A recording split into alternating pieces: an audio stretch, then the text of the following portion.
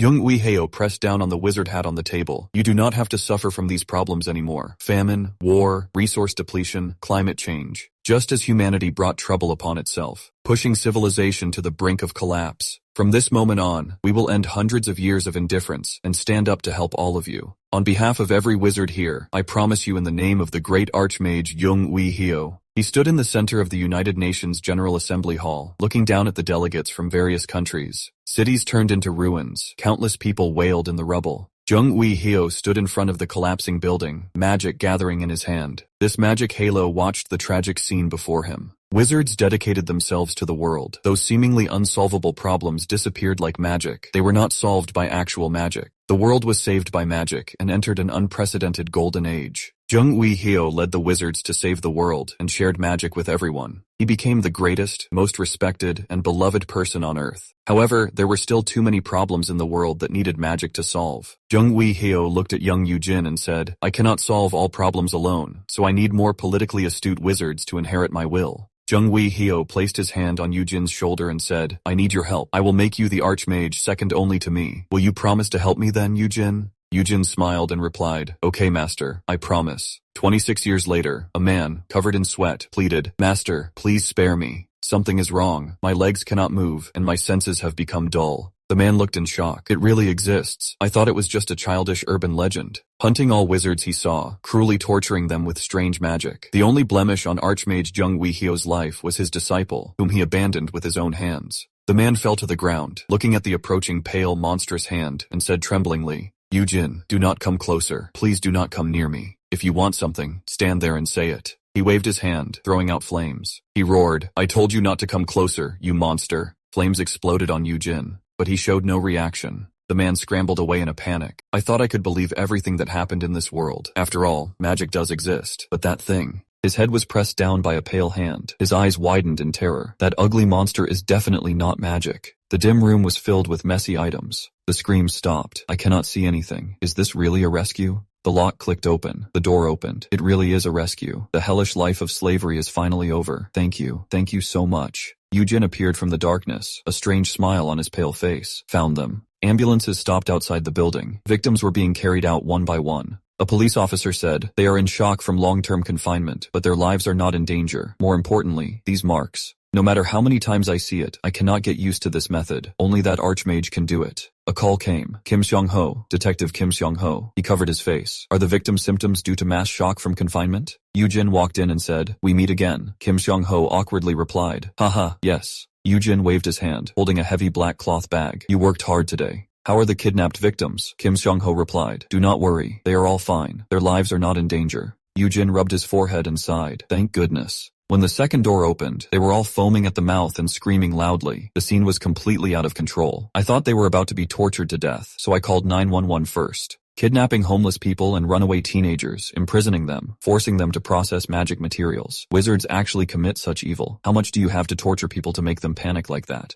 Now, picking up the person in the bag, the other party pleaded, I am sorry, it is all our fault. Please undo this spell. Yujin smiled and said, do not worry, you will be back to normal after a night's sleep. Reflect well. A sharp scream rang out. Yujin handed over an item and said, take this, it will make it easier for you to carry. Wizard Yujin. From his appearance to the magic he used, everything about him was strange, yet uncomfortably enthusiastic. He offered help many times and never asked for payment. Yujin leaned closer to the officer and asked, are you not going to read the Miranda rights? I want to hear it like in the movies. He often bowed his head in thanks. Mr. Yujin, thank you again for your help. Yujin patted his shoulder. You are welcome, detective. No need to bow. Problems caused by wizards should be solved by wizards. Call me anytime if you need help. He often sighed that his appearance made it impossible to stop prejudice, especially with the recent rumors about a serial killer. Yujin held up a finger and said, everyone is very scared, so I will take some time to track him down. I heard that guy is extremely terrifying and will dismember victims beyond recognition. We must stop that monster before more people are harmed. If you have any clues, be sure to tell me. Kim Seong-ho replied, okay, should I tell him? The person in the rumors is you. Yujin looked at his phone and said, oh, time flies. Kim Seong-ho asked, do you have an appointment? Yujin replied, something I have been preparing for a long time is about to begin. I also need to send a copy to Detective Kim Seong-ho. Kim Seong-ho looked confused. What? Yujin said, please spread this news. The police officer next to him read the rights. You have the right to an attorney. Yujin waved his hand and turned to leave. I will be going now. Kim Seong-ho held the note and shouted, take care. Does this guy really not understand his current situation? Is he really going to do this? 30 years have passed since Archmage Young Wee Hyo established the magic faction. Magic has permeated all walks of life, from clothing, food, housing, and transportation to medical care and public safety. It is everywhere, but the number of wizards is still insufficient. A promotional video played on the big screen. We need your help through systematic training and our professional knowledge. We will unearth your magic talent and become a wizard who illuminates the world. I and education authorities are waiting here.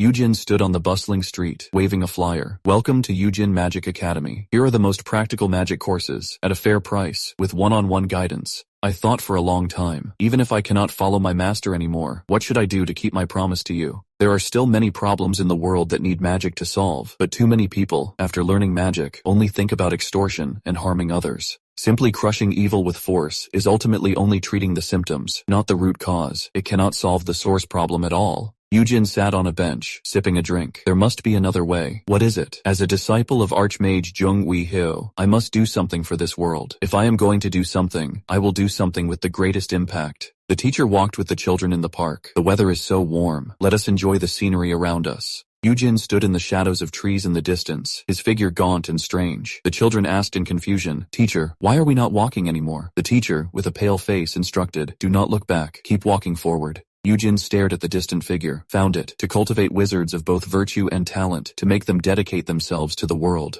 Yujin extended a pale finger, handing out a flyer. A passing woman hugged her child tightly. Yujin leaned closer and asked, "Would you like to take a look before you go? Does your child dream of becoming a wizard? Learning magic during adolescence can enhance creativity and concentration, and also promote emotional and character development." The woman refused in horror. "I can take care of my child myself." Yujin relentlessly followed. "We also have interest classes for housewives." The woman screamed and ran away. "I am sorry. I am really sorry." Yujin stood still, looking at the flyer. The decision to raise a child indeed requires careful consideration. More importantly, passers-by looked at Yujin and discussed, "What is that thing? Do not make eye contact with him. Should we call the police?" Yujin sighed. Not a single one was handed out. No one is even walking this way. Everyone is too busy. It is hard to strike up a conversation. I need to find a way to attract attention, or I will cry. Yujin's body began to twist, emitting a dull sound. The sound. Passers-by asked in horror, "What is that sound?" Yujin's body swelled violently, becoming taller and longer. "This way I can hand out more flyers. It is perfect. Finally, I will add some decorations to the flyers." He extended his long fingers, leaving marks on the flyer. "This will do." Yujin waved his tentacle-like limbs, shouting to the crowd, "Everyone, I will teach you magic. Let us become great wizards and contribute to the world together." Passers-by looked at the flyer and screamed, "That is Yujin." He could not help but open his mouth wide in an exaggerated way. Why did I only think of this now? Elegant and eye-catching entertainment. This is the foundation of marketing. When I was a child, that tall clown at the amusement park always left a deep impression on me. It was a truly interesting experience. Using magic to create happy and unforgettable moments for people is also a way to use it. A passerby pointed forward, trembling. "That is him, that indiscriminate killer, the cannibal wizard Yujin." Yujin tilted his head and asked, "Serial killer?" A huge explosion in the street exploded. Flames shot into the sky.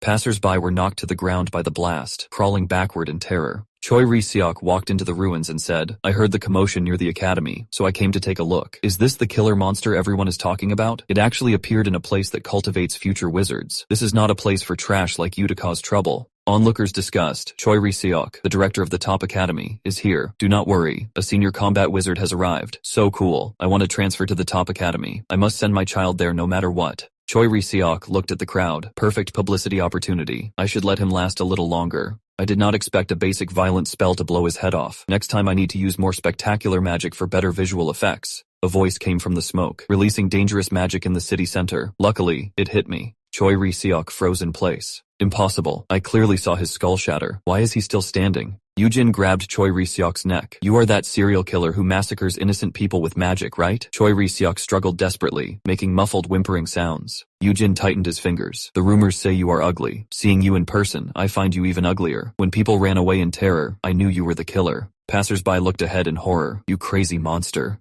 Yujin continued, "The most unforgivable reason is that a normal person would never use magic to blow off someone's head out of nowhere. Only a true murderer would inflict such a cruel hand on innocent people. No one with a conscience would think of using magic this way. To study magic for such brutal acts is simply incurable. When you wake up, you will pay the price. Reflect well and find a way to atone." Yujin let go and turned to leave. "I have already called Detective Kim for you. People can breathe easy now. It is time to end the promotion." Ju Eun-hye looked at the photo on her phone. Walking on the street like this in broad daylight. The world is truly crazy. It is probably a magic disguise. Go Hyam-young replied. That is his real face. The rumor is that he is Archmage Young Ui-hyo's disciple, Ju Eun-hye said. Why not just go ask? Have you forgotten who we work for? Archmage Jung Ui-hyo's daughter and disciple are right here. He shouted forward. It looks like you are almost done. Go, Hyam-young quickly said. Hey, wait a minute. The battlefield was a mess. Jung Ah-in stood with her staff in front of the fallen enemy. Ju Eun-hye ran to him and shouted, Sir, look at this. Do you know this freak in the photo? The rumor is that this guy is also Master Jung Ui-hyo's disciple.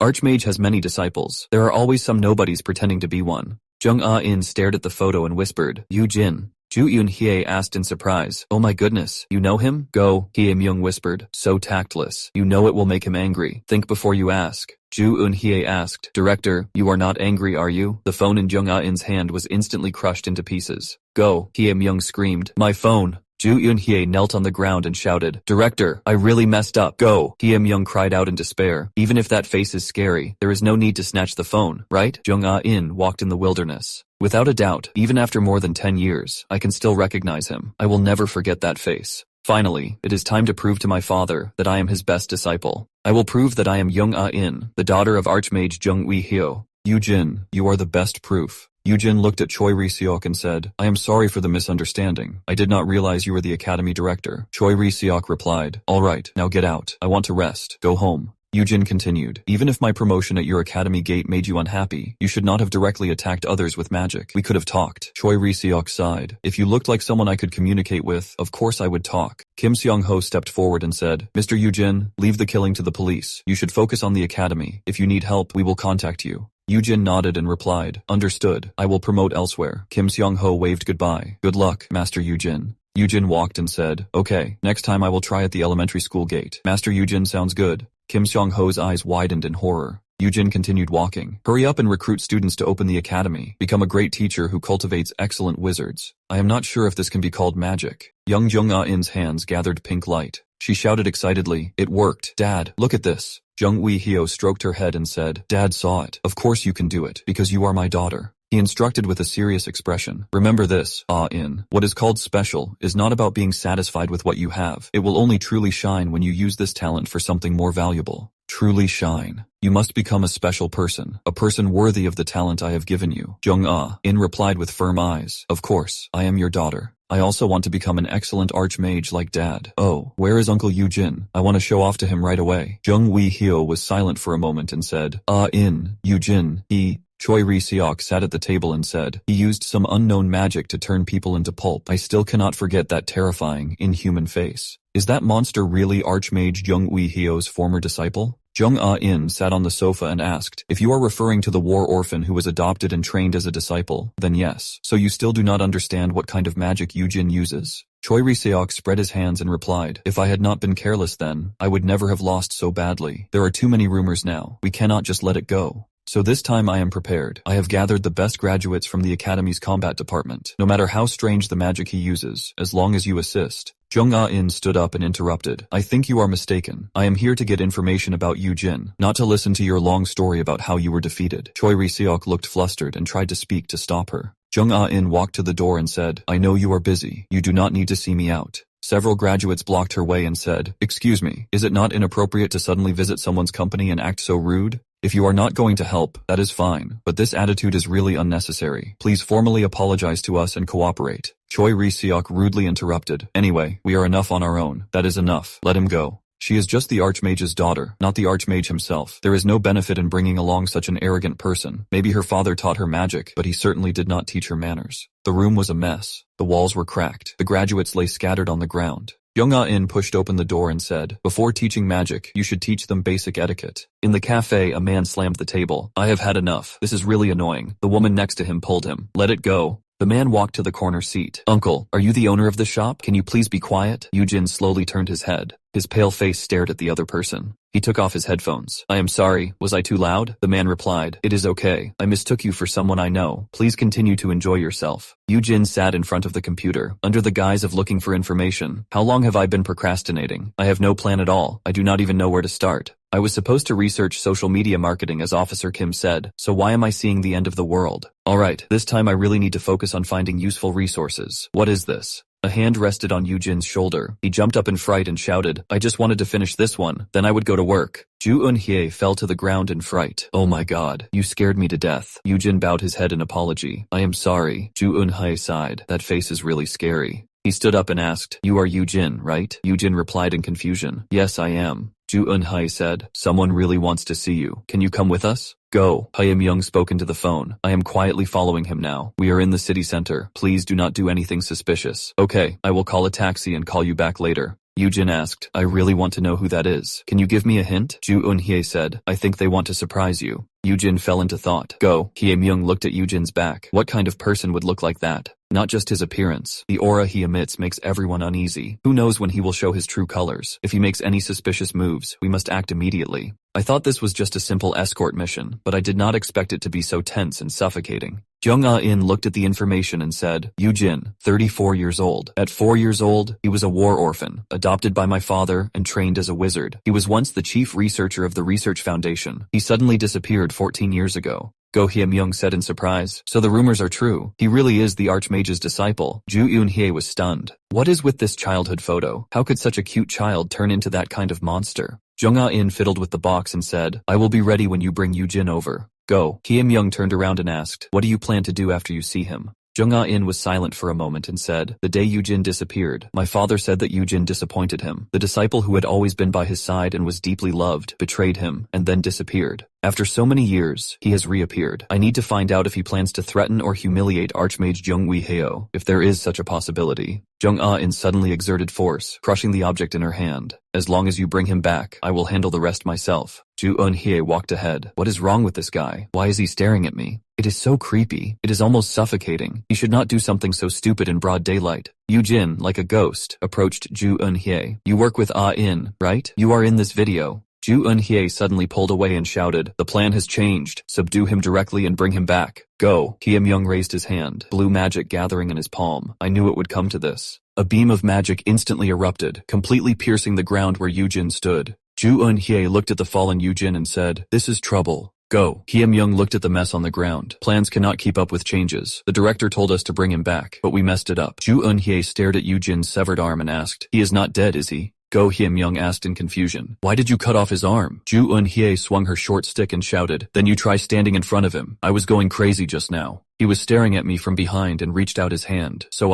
Yujin's severed arm wriggled on the ground. Black tentacles wrapped around the wound. He slowly said, I am sorry I scared you just now. I did not mean to, but no matter how angry you are, this way of venting is too much. Ju Eun-hye looked at Jung Ah-in and asked, assuming Yujin attacks us, what do you think is the best way to deal with him? The rumor is that he has killed many wizards, and he was once the Archmage's disciple. I am not sure if we, at our level, can deal with him. Jung Ah-in said, do not worry. Even if his magic talent is outstanding, Yujin is ultimately just a researcher. Mr. Go Hyam-young, you are a top bodyguard who has protected high-ranking officials from assassinations many times. Ms. Ju Eun-hye, you are a veteran mercenary who has fought alone in war zones infested with terrifying wizards. You are completely different from that fake Choi Ri-seok. Trust my judgment in choosing you as partners. If an accident occurs, minimize losses while dealing with it and contact me immediately. Suddenly, a scream came from a distance. Jung Ah-in looked in the direction of the sound. Yujin held Go Hyam-young and Ju Eun-hye tightly. Ju Eun-hye screamed in horror. So disgusting. Stop moving. My body feels so strange. What is this thing? Yujin bent down, his hollow eye sockets staring intently at the two. A bright light flashed. Jung Ah-in flew forward, kicking Yujin away. He helped Ju Eun-hye up and asked, are you okay? Ju Eun-hye struggled and shouted, Director, be careful. No matter what kind of magic it is, this guy can constantly regenerate, and he can easily cut through defensive magic. Most importantly, once he touches you, it is all over. He is simply a monster. Onlookers discussed, that is Jung Ah-in, Archmage Jung Wee-heo's daughter. She is here to deal with that monster, right? Jung Ah-in silently opened her palm, a golden magic circle gathering at her fingertips. Let us change places first. A huge magic circle instantly engulfed the street. The few people disappeared in the light. Passers-by looked up in horror at the streaking light. Streaked across the sky. Jung Ah-in brought the few people down into a group of abandoned buildings. Yujin fell heavily to the ground. Oh my goodness, I was right, Ah-in. Look how big you have grown. 14 years have passed. You are 22 now, right? It is me, Uncle Yujin. Do you still remember me? That hat was given to you by your father, right? You really became a wizard in the end. What did uncle say before? Ah-in can definitely do it. Young Ah-in asked, what did you do to the people I sent? Yujin scratched his head and replied, I just made a small mistake. They seemed unhappy and started using deadly spells on me. I was worried about affecting the people around, so I tied them up until they calmed down. Young Ah-in pulled down her hat. I do not care about the details. I have been thinking about what reason I should use to fight you, since you are already broken. It seems I do not need this. How dare you lay a hand on my subordinates? Hiding under the name of the Archmage's disciple and causing so much trouble, so you must die by my hand. Young Ah-in's hand gathered. Layers of colorful magic circles, dual casting, wind blades bloom, iron armor protects the body, reflecting cloak, skeletal magic assisted arm. This is the proof. This proves that I should have stayed with father, not you. Young Ah-in waved her staff and said, and... He stomped heavily on the ground. Magic exploded at his fingertips. Young Ah-in leaped into the air. Her staff brought a sharp gleam. Do not act familiar with me, as if we know each other well. The man with the cane roared, I can never let this go. This is an insult to you and to the entire academy. I do not care if he is the Archmage's child. We must make that arrogant brat know his place. Choi Ri-seok sat on the sofa and replied, I know you are angry, but let it go. He is the bloodline of Young Wi-heo, the world's most powerful wizard. Do you think he only inherited money? I once happened to be grouped with him to eliminate a magic crime organization. That was the first time in my life I felt my magic was so insignificant. The gap between us was so huge that it was hard to believe we were all wizards. Even if he ignored me, I could only remain silent. Even if all the combat wizards in the academy, including me, rushed at him, I am afraid we would not be able to harm him in the slightest. Buildings in the distance shattered with a roar. Ju Eun-hye hugged Go Hye-myung, looking at the mess on the ground and said, Today, it was really tough. His magic is simply a natural disaster. Jung Ah-in waved her staff. A beam of magic pierced Yujin. Yujin's twisted face showed a strange expression. How strange. Why is he so angry? He could not help but lean closer to Young Ah-in and whispered, Ah-in, did something bad happen? I know is not someone who would casually lose her temper just because she is in a bad mood. Jung Ah-in coldly replied, Shut up, you traitor. How dare you call me uncle? You betrayed father and disappeared without a word. Now you shamelessly reappear and tarnish the name of the Archmage's disciple. As father's true disciple, I am merely punishing you. Yujin's eyes widened. Betrayal. He looked at the attack before him. Did I do something to make Ah-in so angry? She even cast an offensive spell on me as soon as we met. I remember now. Young Ah-in was looking down. Yujin. He asked, Can you still not use magic? Jung Ah-in replied dejectedly, Dad told me to wait, but other talented children my age have already started learning. Uncle, what should I do? If I really cannot become a wizard, Dad, He interrupted. Ah-in, do not worry. You are the daughter of the world's greatest wizard. He loves you more than anyone. Your father and I will figure out a way to train you to be as excellent a wizard as him. When you learn magic, we will study it together. I will make your father very surprised, okay? The two extended their fingers to Pinky. Pinky swear. Ah-in, I am sorry. I could not keep that promise. Jung Ah-in looked at Yujin before her. You monster. I have used all my magic, but it has no effect. Can this guy really be killed? Yujin showed a strange smile. I have not seen Isn't going to die before becoming an archmage? Jung Ah-in pressed her chest, breathing rapidly. Damn it. I was too flustered just now and used too much magic. I must calm down. No matter what kind of regeneration magic it is, Yujin is too arrogant. He looks very relaxed now, completely unguarded, but as long as he is not an archmage, magic has its limits. There are many spells that can counter wizards with regenerative abilities. First, I need to calm my heartbeat. Yujin suddenly shouted, Ah-in, I am really sorry. I just remembered. He spread his arms and continued. Uncle must be very happy to see you. I completely forgot. You must have worked very hard to show off these magic spells while I was away, right? Jung Ah-in froze. In place. Yujin continued. You want uncle to see how excellent you are, right? I am really surprised to see you have mastered so many spells. You must have practiced for a long time. Your father must be proud of you. Memories flooded back. Jung Wi-heo stroked Jung Ah-in's head and said, Well done, Ah-in. You are truly my good daughter. After only 1 year of learning magic, you entered the magic school with first place. That is amazing. Jung Ah-in clenched her fists and replied, If I am to be the best of all your disciples, this is the bare minimum. You still need to teach me more. Jung Wi-heo said, Of course, Ah-in. Keep working hard. I will keep waiting until you become a disciple like Yujin, who makes me proud. While studying, I never let magic leave my mind. I trained on the brink of death, accumulating my achievements. Father always praised my efforts and results, but he never called me his proudest disciple. Even after Yujin, the uncle who disappointed father and left, completely disappeared, he was still the disciple father was most proud of. Yujin gave a thumbs up. It is important to actively and specifically praise students' efforts and growth. This is a psychological care method I researched for running the academy. See, anything can be learned. This way, Ah-in's heart should soften. Ah-in suddenly crushed the box in her hand. Everything I built, all my hard work and achievements. He looked at her in confusion. Jung Ah-in put all the medicine in her mouth. Then, do you just see my efforts as a child showing off? He stared at Yujin in the distance and said, well, since you have been watching. Yujin let out a soft sigh. Oh. Jung Ah-in raised her right hand. A huge magic circle unfolded in the air. If this is the price I must pay to get rid of my inferiority complex, then so be it. Then with you, your tireless regeneration magic, it is time. It is time to take this move. Go, Yunhye shouted loudly. Director, calm down. If you mess around here, we will all die. Yujin looked at the distant flames, exclaimed, oh my god. That is amazing. You have finally climbed to the pinnacle of magic. Triple composite casting. I am proud of you. You must have put in unimaginable effort to reach this level. I want to help you, to honor all your efforts, to make them bear even richer fruit. Jung Ah-in raised her right hand. Triple casting. A huge magic. Circle unfolded in the air. Magic gathered like flames. You. Jin suddenly appeared behind her, reaching out and placing his hand on her shoulder. But Ah-in, what you need is not praise, but advice on manually controlling the circuit for triple spells. Just a slight adjustment to the magic distribution ratio will greatly increase efficiency. He restrained Jung Ah-in with one hand. The circuit wiring does not need to be so complicated either. What you really need is someone who can guide you and help you go further. Jung Ah-in shouted angrily, there you go again. Have you not gotten rid of that habit yet? Yujin spread his hands and asked, why? Jung Ah-in pointed at him and shouted, what do you want to say now? Are you going to say you just want to help again? You always nitpick every little mistake I make, anytime, anywhere. We are in a battle now. Can you not read the room? How can someone not change at all after 10 years? When I made Dad's birthday cookies, why did you eat them while writing a review? You did not care how embarrassed I was in front of Dad. Stop meddling and stop being so self-righteous. After lecturing others, you are really annoying, you nerd. Joe, Yoon-hai looked at this scene. Did you specifically bring cookies? How cute. Jung Ya-ren calmed his breathing and coughed awkwardly. Eugene looked at the girl in front of him, a bookworm. Suddenly remembered something. Oh right, let me help you remove that.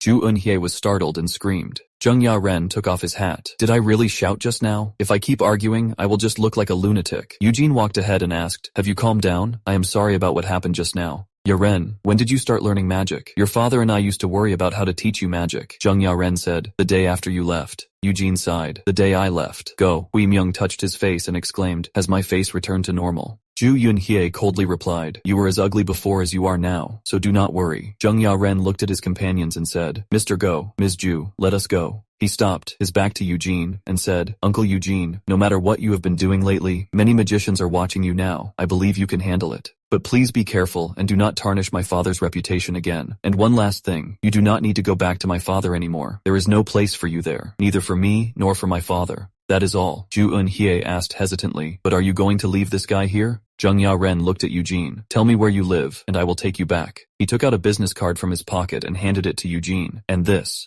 is my business card. If anything happens, call this number. This is so you do not go looking for my father, so do not contact me unless it is really serious. Black viscous substance suddenly surged from Eugene, instantly entangling Jung Ya-ren. The bodies of the two people. Go Hui Myung screamed in horror. Director Jung Ya-ren could not help but turn pale. One move instantly pierced through Jung Ya-ren's chest. Blood and magic scattered everywhere. He reached out and touched the stitches on his neck. This is impossible. Absolutely impossible. I prayed that none of this was true. I desperately tried to understand, telling myself there must be a reason for all of this. I swore to believe that reason. Teacher, how could you just take my heart like that? This is something I can never forgive. Friedrich shouted angrily. Jung Yi-he, what have you done? Jung Yi-he, with his back to him, replied, my eardrums are going to burst because of you. Can you not speak softer? Friedrich pointed at him and roared, you actually taught magic to those inferior humans? Why do you think we have been hiding for centuries? Those guys cannot even control basic knowledge and destroy themselves like idiots, leading to the collapse of civilization. I agreed to your plan because you said magicians should lead humans, not for you to hand swords to those who do not deserve them. Zheng Yi, he protected the child behind him. You foolish guy, listen carefully. Magicians are also humans. When magicians chose to hide, magic also stagnated. Publicizing magic is not for salvation, but for coexistence. Friedrich's fingers gathered a red glow. Coldly asked, coexistence. A huge explosion ripped through the street. Buildings collapsed in flames. Friedrich looked at the ruins and said, those plankton that can be wiped out with a wave of a hand, you call that coexistence. Zheng Yi, he looked at the distant figure. Friedrich, if you do not believe, then just watch quietly. Times will change, and magicians will change with them. These plankton you despise might become terrifying existences, making even you, the strongest magician, seem insignificant. But before that, magic light gathered in his hand. Magic light. A mere magician dares to defy a great magician. You should know the price, right? Jung Ya-ren closed his eyes. So that is how it is. Anyway, about Yaren. Jung Yaren sat up in horror. Ju Eunhye asked, "Are you awake?" Jung Yaren looked around and asked, "Where is this?" Eugene suddenly leaned in and asked nervously, "Yaren, are you okay?" Ju Eunhye replied, "Eugene Magic Academy. This is Director Eugene's academy."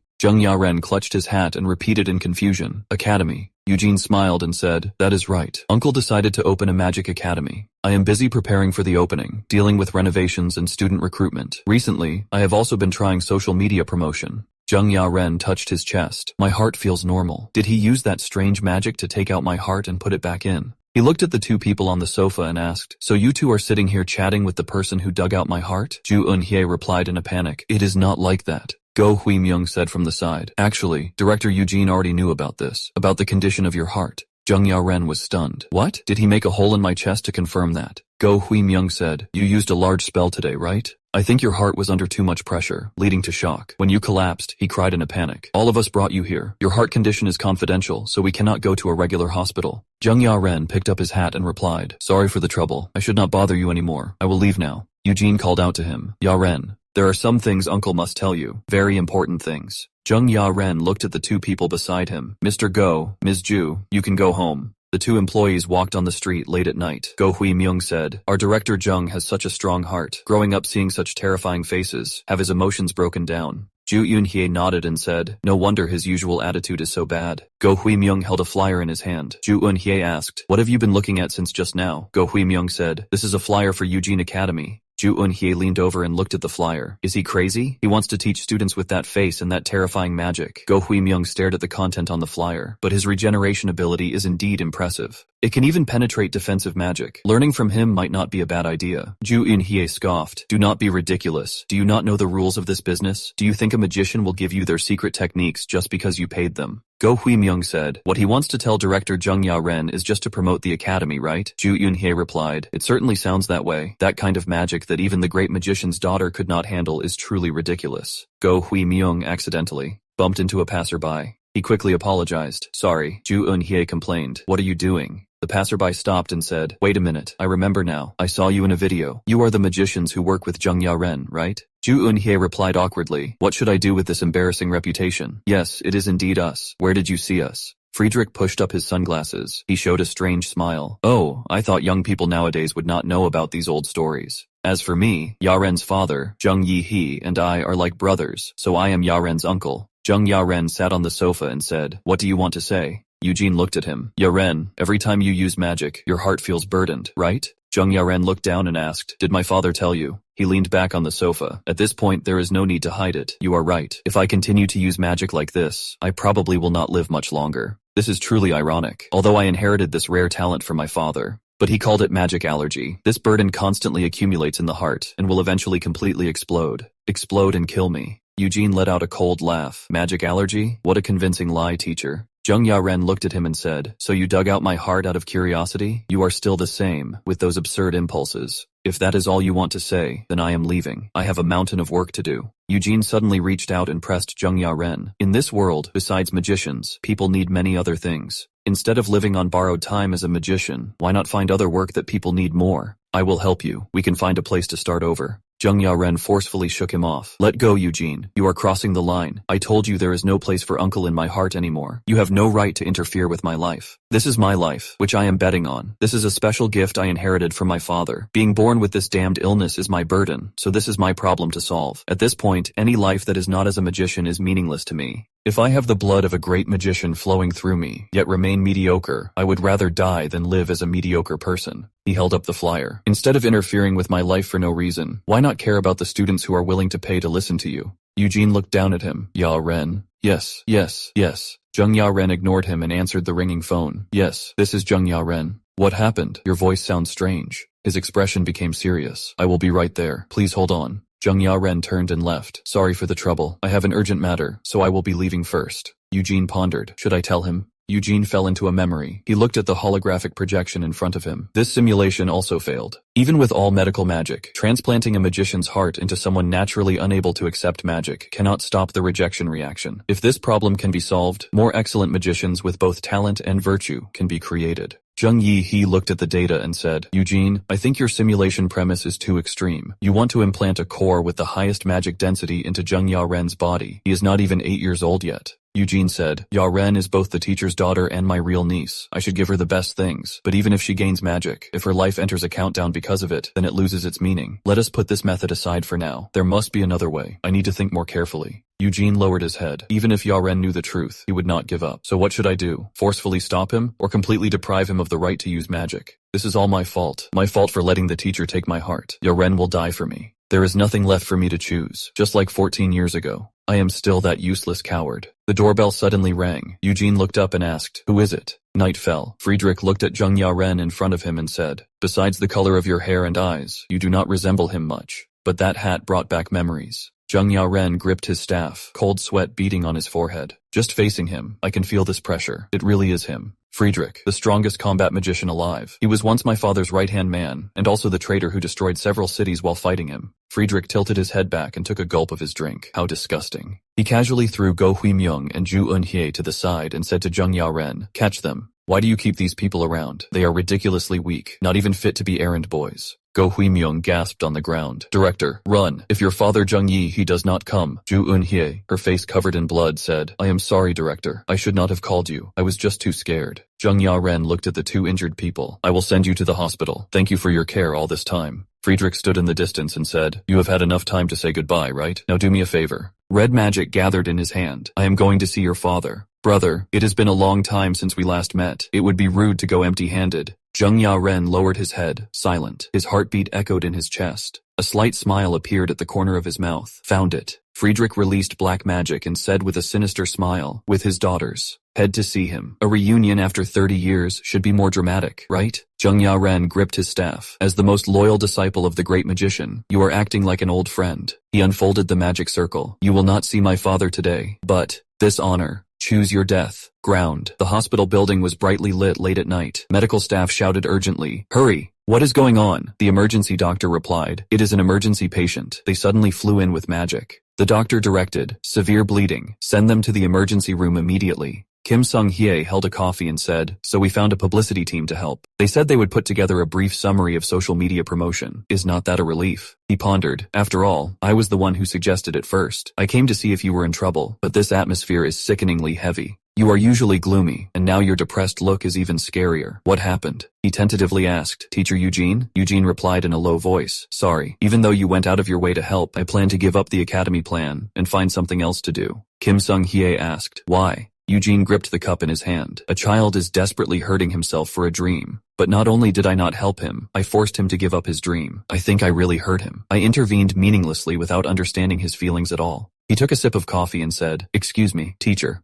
Eugene, as a detective, I often encounter such things. We break down doors to rescue victims, but they shout, Who will pay for the door? I once saved a suicidal person on a bridge, but they slapped me and asked why I saved them. There are many people in this world who are in danger but do not know it, or choose to avoid it. Are we to just let them be? My job is to help them no matter what. Since you have decided to become an educator, if someone is in trouble but chooses to avoid it, you should make them aware of the danger and share their worries, accompanying them to find a solution. This is the responsibility of an educator. Eugene said, I want to do that too, but I cannot find a way. Kim Sung-hye continued, There is always a way, is there not? This is a world with magic. As long as you work hard, you will definitely find a turning point. Eugene fell into thought. That is right. Why did I not think of it sooner? Friedrich swooped down from above, his right hand. A violent red power gathered. Towards the ground. Launched a fierce bombardment. Zheng Yaren was caught. Submerged in a huge blaze. The tip of his staff glowed. With a blue light. First tier multiple casting. 10 consecutive magic eggs. A dazzling bright light swooped down. Instantly engulfed the ground. Friedrich raised his finger and built a red barrier in front of him, blocking the impact. Zheng Yaren adjusted his posture in midair. His left hand gathered 3 layers of light rings, second-tier magic, high-frequency steel bars. A blue beam of light whistled down. He then swung his staff, Axe Storm. A golden whirlwind formed in the air, wildly cutting through the surrounding air. Zheng Yaren charged up again. Face power explosion. Bomb. A huge energy ball exploded in his palm, turning into countless falling meteors. He gripped the long sword in his hand, blade of magic. A composite magic of first and second tier. A huge magic impact exploded between the two of them. Zheng Zheng Ya was swallowed by the bright light, lost his balance, and fell heavily backward. He gritted his teeth and raised his hand to release thought. Power. 10 times power output. The entire floating island violently flipped in the air and heavily smashed into the ground. Zheng Ya stood in front of the deep pit, looking at the scene before him, his body trembling slightly. Beyond the types of elements in the factory, the skill of integrating everything, and the overwhelming magic power enough to overturn mountains, Friedrich stood in the flames and said, "As expected of a great magician, the bloodline of Zheng Yi, you are indeed an excellent magician. Is that the praise you want to hear? Although you know many spells, none of them are truly solid. I am not here to watch your talent show." Huge magic power gathered in the air. Friedrich showed a surprised expression. Triple casting. Zheng Ya waved his arms, guiding the violent energy to fall. Third-tier magic. Flames exploded in the air. Zheng Ya knelt weakly on the ground. It is already over. Even third-tier magic. I have exhausted all my spells. I have reached my limit. If I force myself to cast even one, even just the most, the weakest light magic, my body will explode. Is this the end? My path of magic ends here. Here, for my life. At least I hope this last battle, this last struggle, can make me a person my father would be proud of. Friedrich walked up to him and said, "Kid, just go home. I heard the great magician's child is a magician. I wanted to see how he raised you, but all I saw were cheap tricks, flashy but empty magic, and that so-called 3-tier magic is just 3 rings forcibly stitched together." Zheng Ya looked up in surprise. Friedrich said with disdain, "What a joke. If this is the level of Zheng Yi, he's flesh and blood. I even start to pity him. Killing a waste like you is simply helping him clean up trash." Zheng Ya slumped on the ground. What is this old guy talking about? Friedrich scratched his chin and continued, "I would rather die than do anything to please that bastard. When I saw the bait you brought, I should have realized how boring this was. What a letdown." He turned around and waved his hand. "Go home and sleep." Zheng Ya suddenly straightened up and shouted, "Where are you going? Explain yourself. You said you would bring my head to my father. I am not done yet. Come back and finish the fight. If I live like this, all that is left is a miserable life, unable to even use magic." Friedrich picked his ear and said, "What a whiner. You are so loud you are killing me. If someone is begging to die so badly." Eugene suddenly appeared in front of Zheng Ya. "Oh, you are here, Ya." Friedrich showed a stunned expression. Zheng Ya eyes widened. He stammered, "Uncle Eugene." Eugene answered the phone and said, "Yes, that old man Friedrich, I know him." Eugene put on his jacket and asked, "Where?" "I know that place. Do not worry. I am going there now. Ya will be fine." He hung up the phone and looked at Kim Sung-hye. "Sorry, Detective Kim. Something urgent came up." Kim Sung-hye said, "It is okay. Since it is urgent, you should go quickly." Eugene reached out and asked, "Can I have that flyer?" Kim Sung-hye handed him the flyer. "Here you go." Eugene took the flyer and replied, "Thank you. Sorry for making you worry just now. You are so busy with work, yet you still made time to see me." Kim Sung-hye often said, "It is nothing. This kind of market is common. I just feel a bit nosy." Eugene lowered his head and wrote, "Nosy? Detective Kim, thanks to your so-called nosiness, I have regained my courage." He stepped into a green portal. "I will contact you again, after I deal with this urgent matter." Kim Sung-hye looked at his back and said, "Okay, have a safe trip, Mr. Eugene." He looked out the window. How urgent was it that he jumped straight out the window? He seemed to have recovered his vitality, but seriously, who would show such a gloomy expression after recovering their vitality? After that, show such a gloomy expression. Eugene turned into a strange figure, speeding through the night sky. This should be the place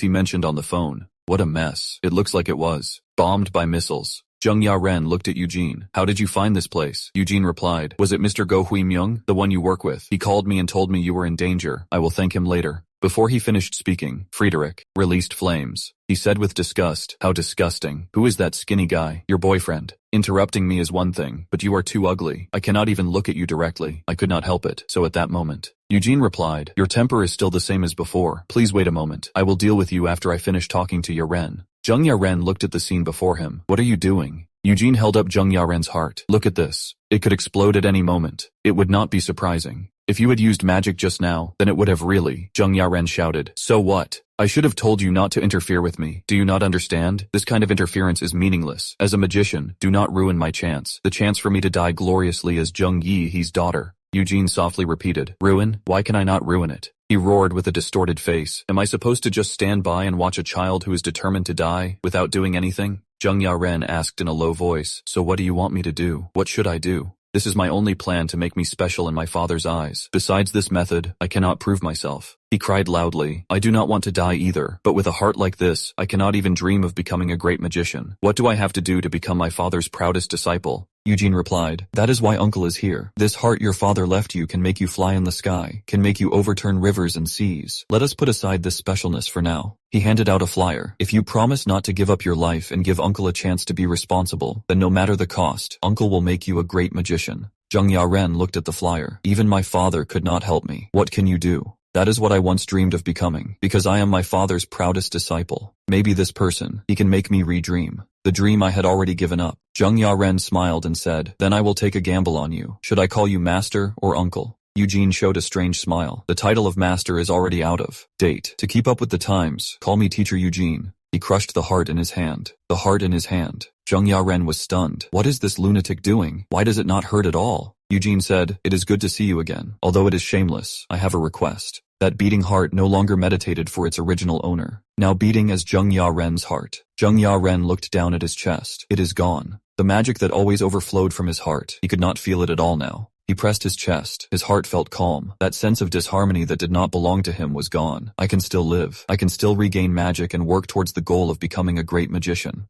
Eugene turned to Friedrich and said, sorry to keep you waiting. Now that Yaren and I have finished talking, if you have something for us, I will listen. Friedrich said, you are still with that monster. This is simply ridiculous. I do not remember how long it has been since I was ignored like this. There was nothing, but one thing bothers me. Did you not just say my temper is still the same as before? The way you spoke sounded like we had met, but I do not remember meeting an ugly guy like you. Eugene smiled and replied, after all, 30 years have passed. Enough time for people to forget, right? Back then, when you came to see my teacher, you threw a tantrum and ended up being scolded, then fled in a panic. Friedrich gritted his teeth, revealing his white teeth. Scolded and fled in a panic? Your choice of words is quite interesting. Zheng Yaren stood by, watching nervously. Friedrich's entire body erupted with terrifying purple magic, shattering the ground beneath his feet. He looked down and said, why do all the brats raised by Zheng Yi have such foul mouths? Tearing you apart will give me more satisfaction. Zheng Yaren shouted in horror. Are you crazy? Why are you provoking him for no reason? That is Friedrich, the strongest combat magician besides the great magician. You went to great lengths to save me, and now we are going to die together.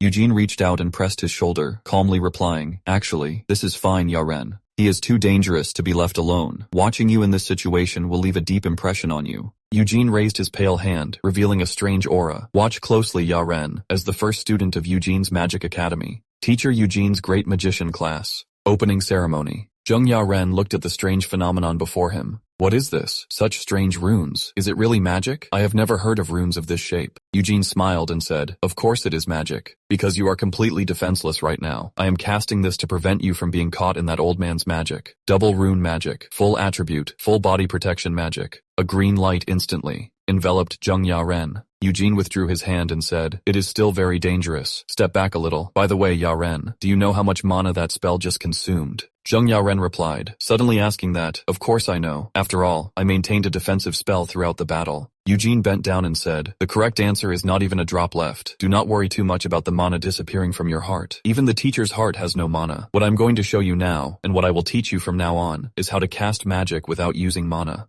Zheng Yaren looked at Eugene's back, saying such inexplicable things in this situation. Can we really win? Friedrich watched Eugene. The melee type does not seem to be rushing in defenselessly. Since he is a disciple of the great magician Zheng Yi, he must have some confidence. Let me observe his movements first. Eugene extended his slender finger. 2 rune magic. Friedrich's barrier instantly cracked. Zheng Yaren showed a stunned expression. Even when I attacked that barrier with high-level spells, it did not budge. He actually broke it with such a basic spell. Friedrich pondered. The spell structure is quite solid, much better than Zheng Yi's inferior products. Is that all? This level of provocation is far from enough. Friedrich swung a heavy punch with blazing flames, directly hitting Eugene's face. Can a blown-off head grow back? This level of regeneration magic is indeed rare. Is this your trump card? Zheng Yaren looked at the battlefield. That regeneration speed is simply unstoppable, but his opponent is the great archmage Friedrich. He must find a way. Friedrich swung a heavy punch. This is not the first time I have seen this move. There is no immortal body without weaknesses in the world. There must be a core or some limit to regeneration. I will disintegrate your body at the molecular level and completely destroy your regeneration algorithm. Eugene reached out and grabbed the black lightning. What are you grabbing? Friedrich was stunned. This black lightning is a chemical reaction caused by magic. Upon contact, it instantly turns all matter or magic into scattered molecules. He actually grabbed it directly like pulling weeds. What kind of crazy magic is this guy using? He sneered. Whatever, it does not matter. Eugene instantly rushed forward, reaching out and firmly grabbing Friedrich's shoulder. I got you, Friedrich. Friedrich asked mockingly. Got me? What do you mean by that? Are you talking about the 12 layers of high-density protective spells covering my entire body? Do you think breaking my barrier would make you so excited? Although it feels like you grabbed my arm, that is as ridiculous as trying to grab an outer wall of a shelter with bare hands.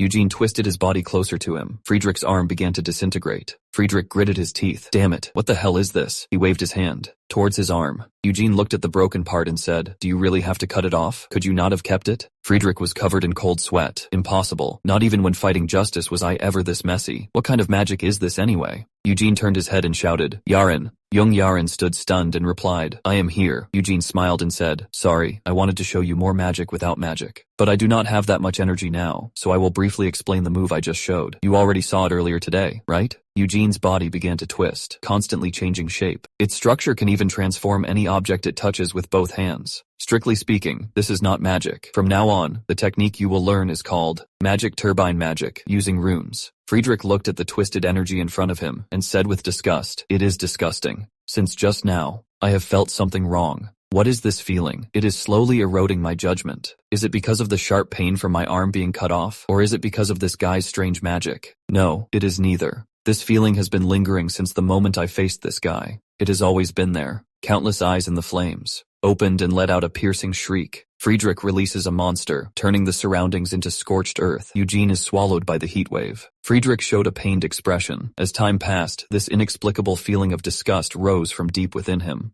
That thing that should not exist, twisted and entangled. It is like facing something that should not exist in this world, right in front of me. He clenched his fists, violent energy overflowing from between his fingers. My brother is still laughing non-stop. I told you to shut up. Violent magic instantly explodes, swallowing everything. Young Yaren looks at the terrible sight in front of her. She screams in horror. Uncle Eugene, no. Friedrich hides, breathing in the firelight.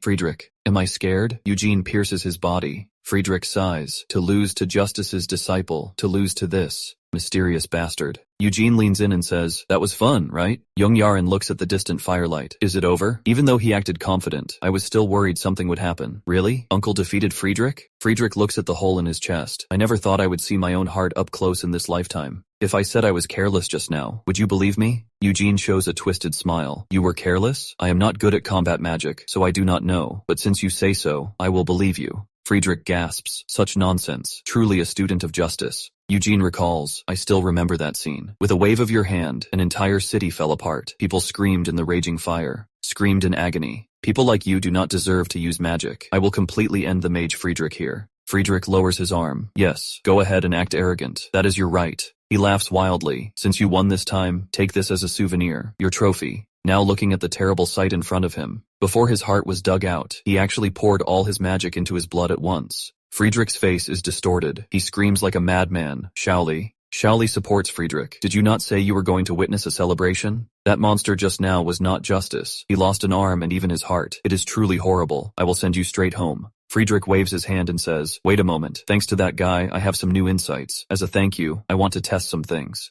Dark red energy surges in his palm. He softly chants a spell. Dust forged in the breath of the dragon lizard. Cloth sewn from the mane of the hidden spirit. Crystal from the starlight reflected snow mountain. 3 rune magic. Void furnace. The brown-haired man looks at the operating table and asks, Doctor? The doctor replies, what is it? The brown-haired man hesitates and says, I heard you needed emergency surgery assistance, so I came along. But I am not sure if we should do this. This patient is Friedrich, right? As a doctor, is it really right to help this terrorist? The doctor says coldly, you were kidnapped here, and you still dare to speak? If you want to go back alive, focus on the surgery. Shaoli looks at the operating table and exclaims, Elder. The doctor replies, he is still holding on for now. Shaoli walks closer and says, good, let us start right away. Linus next to him says, my respects, Elder. Friedrich weakly replies, yes, you have been cleaning up my messes all this time. Thank you for your hard work, Linus. Linus bows his head and says, Mr. Boo, it is my honor to serve you. He extends his hand and cuts off his own right arm. Magic explodes in his chest. May this help you achieve great things. The doctor says, we have successfully received your son's heart and right arm. The transplant surgery will now begin. Friedrich weakly calls out, Shaoli. Shaoli bows his head and replies, I am here, Elder. Friedrich says intermittently, that guy, after the surgery, give him a proper funeral. The doctor says, stop talking, you will run out of breath. Friedrich feels the magic, Zodiac 12 signs. And everyone, is it because of that fresh experience, or because the old plan was discarded, a better plan emerged in my mind? He remembers. Justice's words, perhaps among those ants you despise, a mage will be born who will make even you fear. Friedrich screams in the light. Justice, you are right. Times have changed. Mages have also changed. But this change will certainly not only go in the direction you expect. The direction you expect. Is this coffee? Bitter with a nutty aroma. Before, because of heart problems, I did not even dare to dream of drinking it. The taste is actually not that moving. Go Heeman walks over and asks, is this coffee? How are you feeling? Jung Yarin smiles and replies, great, I have never felt better. I am relieved to see you all are okay. Ju Eun-hee sighs. At that time I really thought I was going to die. I did not expect the director's uncle to also be skilled in recovery magic. She remembers Eugene, entering the room, shouting in the clinic, looking like he was going to save someone. She says with lingering fear, even though he almost scared me to death, thanks to him, I am alive. Jung Yarin replies, he is always an unpredictable person. Go. Eamon asks with a serious expression, have you really decided? Closing this place is too sudden. Jung Yarin bows her head and says, I have already said it. I am no longer a mage, and I will not accept any more requests. Keep this matter a secret for now. As for the other employees, just say it is because of lingering effects from the battle with Friedrich, and I am going abroad for recovery. Ju Eun-hee is full of disbelief. So you are really going to? Jung Yarin nods and replies, yes. Eugene has already agreed to help me restore my magic. Although I do not know how long it will take, I plan to rely on him for now. Go. Hyemin ponders. The old Jung Yarin was always cold, only caring about tasks and results, never letting herself relax. The current him looks much more at ease than when he was a mage. He smiles helplessly. This is probably all because of that person. Eugene seems to take special care of him. At first, we contacted him as a backup because we could not reach justice. Now it seems this was the most correct decision. Although he did defeat Friedrich, is that strange magic really okay? 3 staff members push open the door and rush in. Director, retiring is absolutely not allowed. Song Hwa rushes into Jung Yarin's arms. The world is not ready for your absence. Jung Yarin helplessly explains, it is not retirement, just going for rehabilitation. Song Hwa says, I want to go too. I will take care of you. Ju Eun-hee holds down Song Hwa. Calm down, you reckless person. Why is the financial accountant getting involved? The great mage Justice's excellent disciple will be responsible for the team leader's rehabilitation.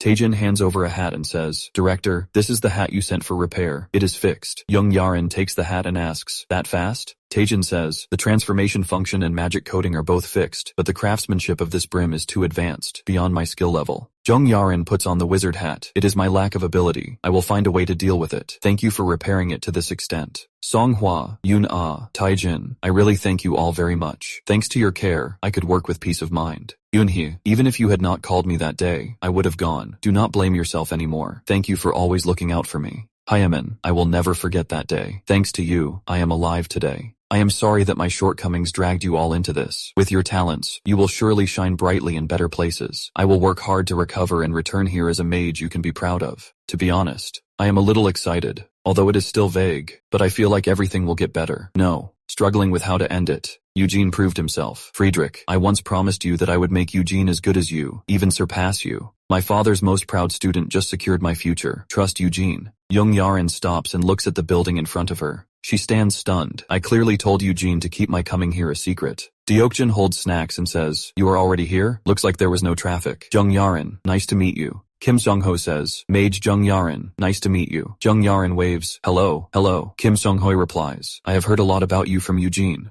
Jung Yarin looks at Eugene. You talked about me to others? I specifically asked you to keep it a secret. Eugene smiles and says, do not worry, Yarin. This is my friend. He often detects. He is very reliable, so it is okay. Kim Sung-ho stands up and says, well, Eugene, I will be leaving now. Eugene asks, so soon? Kim Sung-ho replies, I just stopped by during a break from work. Mage Jung Yarin, please rest assured, I will never speak of your heart problem. Jung Yarin nods and says, okay, then I will leave it to you. Eugene stands up and says, I will see you out. Kim Sung-ho waves his hand to refuse. No need. You two chat. I will just go. Eugene watches him leave. Jung Yarin questions Eugene. Teacher, what am I going to do about your big mouth? I have been publicly claiming to be recuperating overseas. Mage Jung Yarin, the daughter of the great mage, who swept away countless criminals. Now her body cannot use magic. If news gets out that I am hiding in the suburbs of Seoul, those villains targeting me will surely be delighted. Eugene replies, but he is my friend. He is really reliable. Kim Sung-ho looks at the girl in front of him. Is this Jung Yarin? Growing up with this face must have made her very strong. He pushes open the door and stands stunned. Now there are guests. Jung Yarin lets go of her hand. This academy has so many visitors. How about we just have a welcome party? She sighs. I will go outside first. Call me when it is over. I am not dealing with this now. A hand reaches out and lifts Jung Yarin's hat. It is a shame to hide such a beautiful face under a hat, is it not? Jung Yarin's eyes widen in horror. Take your hand off. Do you even know who you are? The man looks at Jung Yarin and says, what a waste. Whose princess is this? How did she grow up so beautiful? Long time no see. I am very excited. Yaren, how is your body? Jung Yaren replies somewhat awkwardly. It is fine, father. Sorry, I thought you would not come to this shabby place. Justice smiles and replies, this is exactly the kind of place I must come to. My precious eldest daughter is starting a new life here, and the academy is run by my proud disciple. He looks at Eugene and asks, right, Eugene? Have you grown a little taller? Justice asks, have you seen Friedrich? Is he still causing trouble everywhere? Eugene bows his head and says nothing, his body trembling violently. Justice fiddles with a flower pot and says, he was not like that when he was young. Perhaps it is a late rebellious phase. Thank you, Eugene. Thanks to you, Yaren is alive. She is a smart and good daughter, but sometimes she acts too impulsively, which worries me. I am very glad you are my disciple. Eugene presses his neck tightly. Hold it in. Not here. Not now. Young Yaren is watching me. Calm down. Pull yourself together. I can hold it in.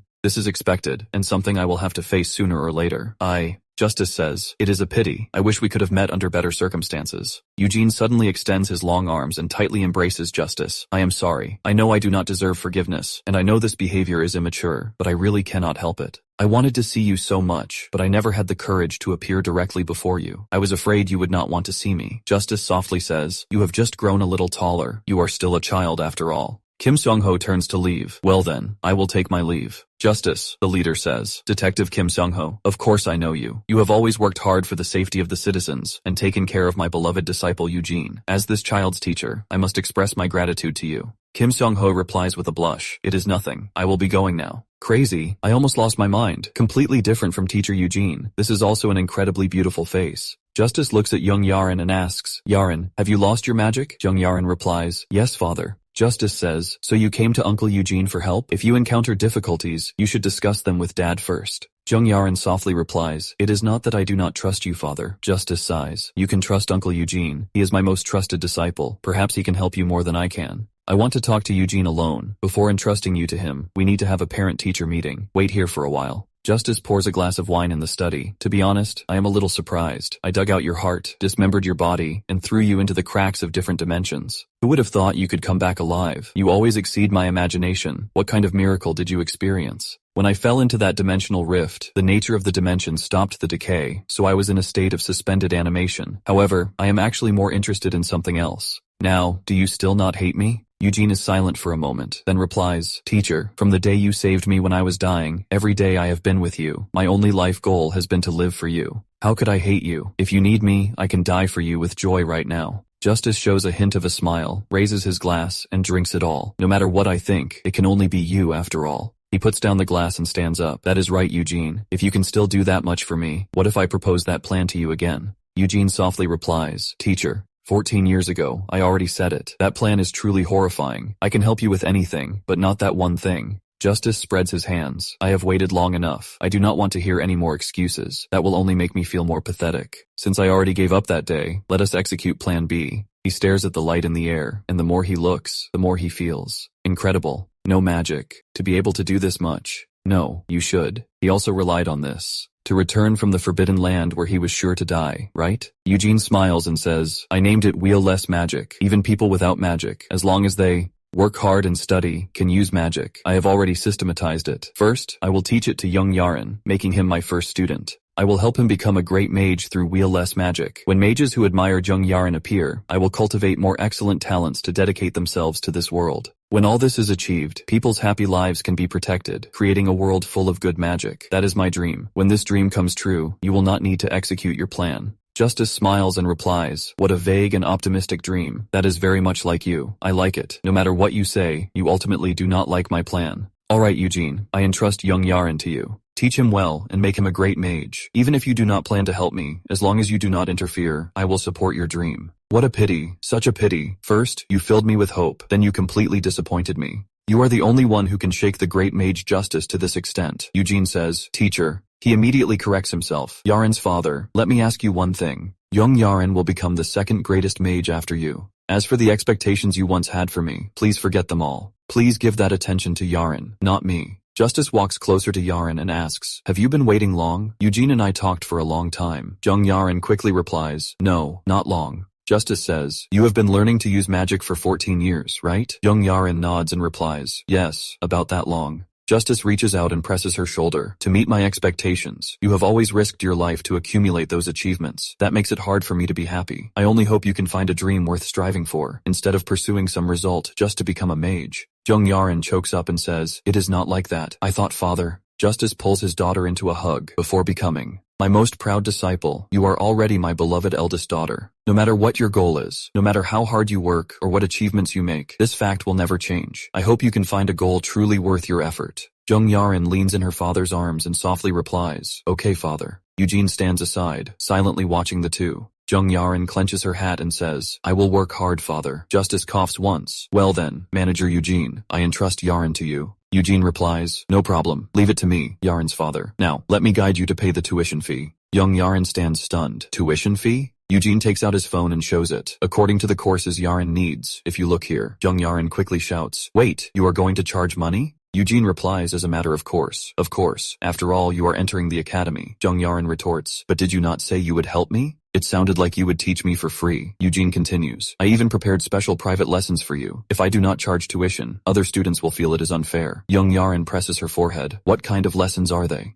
Justice says, "This place is very affordable compared to others. Dad will pay, so do not worry." Young Yarin exclaims, "It is okay, father. I am already 22 years old, an adult. Since I am working, I should pay. I have saved money." Justice replies, "Yes, Yarin has grown up. How did you grow up so excellent?" Songhua holds a tablet and reports, "As per your request, all magic equipment, including the war trophies, has been sold. We have paid the full amount for all commissions and cancelled the breach of contract penalties, and set up 5 years of automatic donations for sponsored welfare organizations, as well as employee severance pay. Do we really need to give so much? Even if the company funds are insufficient, you still invested personal funds, the remaining assets." Jung Yarin interrupts, "Breach of contract penalties and donations are necessary so as not to harm your careers. I must at least fulfill my minimum responsibility to everyone who worked hard." Songhua shouts emotionally, "Director?" Jung Yarin ponders, "Handling financial issues cleanly will not tarnish my or father's reputation. Although money is tight now, I even sold my house and moved into a monthly rental. As long as there are no unnecessary expenses, it should be fine. Luckily, Teacher Eugene is not the kind of person who would demand tuition fees." Justice says, "I will cheer for you, my daughter." Young Yarin replies with tears. "Yes." Justice answers the phone and says, "So, Zodiac 12? Okay, I understand. I will go check it out." He hangs up the phone. "Sorry kids, lunch will have to be next time. Something urgent came up. I have to leave right away." Eugene stands aside and says, "Next time, I will find a good place, and we will eat together again."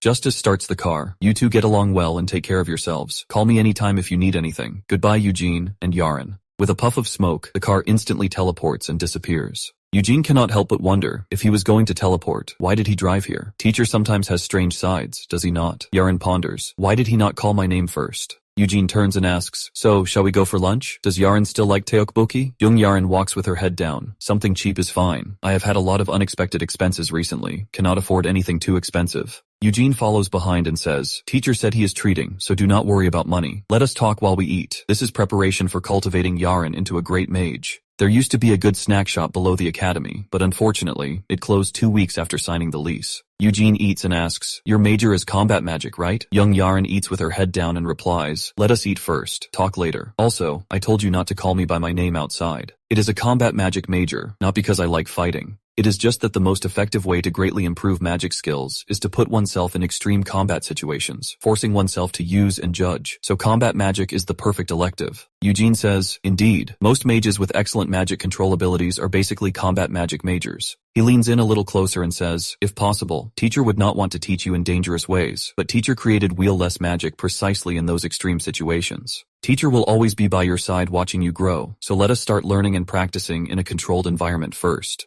Jung Yarin asks, "By the way, can you explain wheel-less magic more? How did you practice it, and how did you become a great mage because of it?" Eugene replies, "Turbine magic is a technique that connects consciousness. It connects all perceived matter and phenomena, and transforms and reconstructs them." He walks down the street and continues, "Once mastered, you can freely change your own body, and even any object you touch, changing their properties, forms, and masses. If you had not seen it with your own eyes, you would definitely think this is some kind of cult. Ordinary people cannot even guess its principles. This requires some prerequisites to be met first. The first prerequisite is to perceive beyond perception. Young Yaren presses. How is it possible to do that without using magic power? You said it requires perception and touch, but ordinary senses are not enough, right? Eugene brings out a stack of thick books. That is the scientific understanding of the structure and properties of all things in the world. First, let us start by perfectly memorizing every piece of knowledge in this book. Young Yaren looks at the stack of books. Just simple memorization should not be that hard, right? Molecular material structure, dynamics, thermodynamics, and human anatomy and physiology. What are these? These are books that scientists and doctors study, right? Even experts would not memorize books of this thickness word for word, and some are even in foreign languages. Although I have memorized magic circuits, these are completely outside my field. Eugene flips through the pages and says, 2 weeks should be enough, right? Young Yaren exclaims, 2 weeks? 14 days? Eugene continues, sorry, I know you want to get into practical combat quickly, but I do not want you to rush the first step. I saw these when I was 6 years old. Reading them reminds me of my learning days. Yaren lowers her head. This guy is serious. He really thinks memorizing all this is no big deal. Is this the difference between father's most proud disciple and me? Eugene looks at the stack of books and says, teacher took about 3 weeks, maybe a month. Since you are master's daughter, I think 2 weeks is more than enough. Young Yaren says loudly, of course, I am the bloodline of the strongest human enforcer, the great mage Justice. 2 weeks of memorization time for me is too long. Oh my god, what am I even saying? Eugene strokes his chin, very enthusiastic, but do not be too impatient. Just follow the curriculum I designed step by step, and it will take about 27 years and 7 months to become a great mage. Young Yaren freezes. 27 years? Eugene asks, what is wrong? Young Yaren lowers her head and replies, nothing. Is it because Eugene's magic is too crazy that my expectations became so high? Reaching that level in less than a century is unprecedented. Even father said it took him 100 years. 27 years is surprisingly short. Anyway, becoming a great mage is not an urgent goal. She raises her head and asks, so how long will it take to restore my original magic level? Eugene leans in and asks, what exactly do you mean by your original level? Young Yaren puffs out her chest and says, top-tier combat mage. I was almost promoted to mystic level at that time. Eugene's face is expressionless. Mage mystic level? What is that? Better not show that I do not know. I will check it later. He regains his composure and says, I originally wanted you to finish memorizing the books first, but getting familiar with it simultaneously is also good. Young Yaren asks confused, do what? Eugene tidies things up and says, you must be frustrated not being able to use your preferred magic, right? Young Yaren quickly replies, actually, not really. Eugene picks up a black robe. Before mastering turbine magic and training to use perception, you need a way to cast magic even without internal magic power. We will go find a partner to be your pseudo-magic. He walks to the edge of the rooftop. About 14 years ago, I had to go to another dimension. He spreads out a huge robe. At that time, due to an accident, my physical condition was very bad. While drifting through dimensional rifts on the verge of death, I arrived at a world. With the help of the local creatures, I gained inspiration from their characteristics and invented wheel-less magic, which saved my life. The native creatures of that dimension are, at least in classification, fairies. Young Yaren asks confused, at least? Eugene looks up, preparing to open the door to the fairy world. Remember teacher's warning? Do not let go of the rope. Do not fall asleep. Just keep looking forward and walk. Young Yaren adjusts her jacket and replies, ready. Eugene bends down. Magic seeps from the stitches on his back. Both hands press onto the ground. The turbine magic array spreads under his feet. Spreads. Dimensional gate. Fairy realm. A dark rift tears open in the void, revealing twisted, flesh-colored hues inside. Young Yaren looks at the scene in front of her. Even seeing it with my own eyes, it is hard to believe. Being able to cast magic without magic power is already secondary. The more I learn, the more I feel this realm is out of reach. Eugene maintains the portal and says, hold tight to this rope, stay calm, and we will be fine. Young Yaren sighs. Normally, opening a dimensional gate requires dozens of highly intelligent, high magic power mages, investing national budget-level resources just to maintain it for a few minutes. To become a great mage, I must master magic stronger than this monster. Young Yaren takes the rope and asks, will they handle it just by saying Eugene's name? Eugene replies, I have a good relationship with the local spirits. This jacket was a gift from them. Sorry to make you go to such a place alone. It must be scary, right? Young Yaren replies, it cannot be helped to maintain the portal. Since you say it is okay, there is nothing to fear. She steps into the shadows. I will be quick. Eugene looks at him. This child is truly bold. Choi Risuk stands on the rooftop, overlooking the distant activity. On that rooftop, it seems they are up to something again. Even that young Yaren was defeated by that monster and fled overseas, even closed her company out of fear? Level of skill, just wandering around defenselessly. Is this why young Yaren ended up like this? Friedrich lost to him and fled in disarray. Lies should at least be more plausible. No matter how strong he is, can he surpass the strongest mage? Catching that monster will wash away the shame of that day and eliminate my inferiority complex towards that woman. A companion next to him softly asks, Manager Choi Risuk, that guy named Eugene. The association and police have not issued a warrant yet. Is this not attacking an innocent person? Choi Risuk glares at him. Innocent person? How many times do I have to explain? You have not had close contact with that monster, so you do not understand at all. It is not just ugly in appearance. That thing, just by existing, is a threat to the world. That is not magic, but some terrifying phenomenon. A disgusting thing that should not exist in this world, just appearing before you. I am still tormented by those memories and cannot sleep. Do you think I attack him for fun? I do it so civilians no longer suffer my pain, to preemptively resolve that hidden danger. Even if he is currently dormant, this is a responsibility we combat mages must always remember. The companion bows his head, avoiding eye contact. You never taught us any of this. Another companion says worriedly, if that Eugene really defeated young Yaren as you say, although it is frustrating, he might already be beyond our handling. At least a warlock-level combat mage, right? Choi Risuk sneers. Are you scared after one loss? But the opponent is well prepared. Even when facing a stronger mage, with a surprise attack and intelligence, there is always a chance. Choi Risuk turns and shouts, Seong Tai, the anti-regeneration measures for the north? You are ready, right? I invested a lot of money. Seong Tai raises his staff and says, do not worry, Director Choi. This is specifically for regenerating monsters. Even if it is cut into 100 pieces, human magic cannot restore it. Choi Risuk nods and says, good, I trust you. Everyone, prepare enhancement magic. To your positions. We are starting. He leads the way. As long as Eugene is cleared out, the Academy's status in the Alliance will greatly improve. Young Yaren tightly clenches the green rope in her hand. At least it is a spirit, so that is why he was vague. Countless strange eyeballs emerge from the darkness, completely engulfing her. Teacher Eugene, this is not a spirit at all, or a fairyland. Young Yaren is surrounded by countless strange creatures. These creatures fill every inch of space, although the pressure is not too great, and it does not hinder breathing. I must remind myself again, never let go of the rope, never fall asleep, just keep walking forward. This rope is the only connection point, connecting the original world to this place. This is troublesome. I should have tied the rope to my wrist before jumping in. Now I must pull myself together and keep moving forward. Luckily I can still move. It is just that the sensation is very strange. It is like walking in jelly. Jung Ya-ren is among the people, breathing with difficulty in the middle of the road. Although I can breathe, the more I breathe, the more nauseous I feel, and my head also started to feel dizzy. Why did Teacher Eugene not explain the environment here beforehand? Does he think that because he is fine, everyone else can adapt? The things around me that look like creatures, although they are not aggressive, keep whispering. It is truly unsettling. Even if they attack, I cannot protect myself right now. I can only keep moving forward until I find the communication ferry that Teacher Eugene mentioned.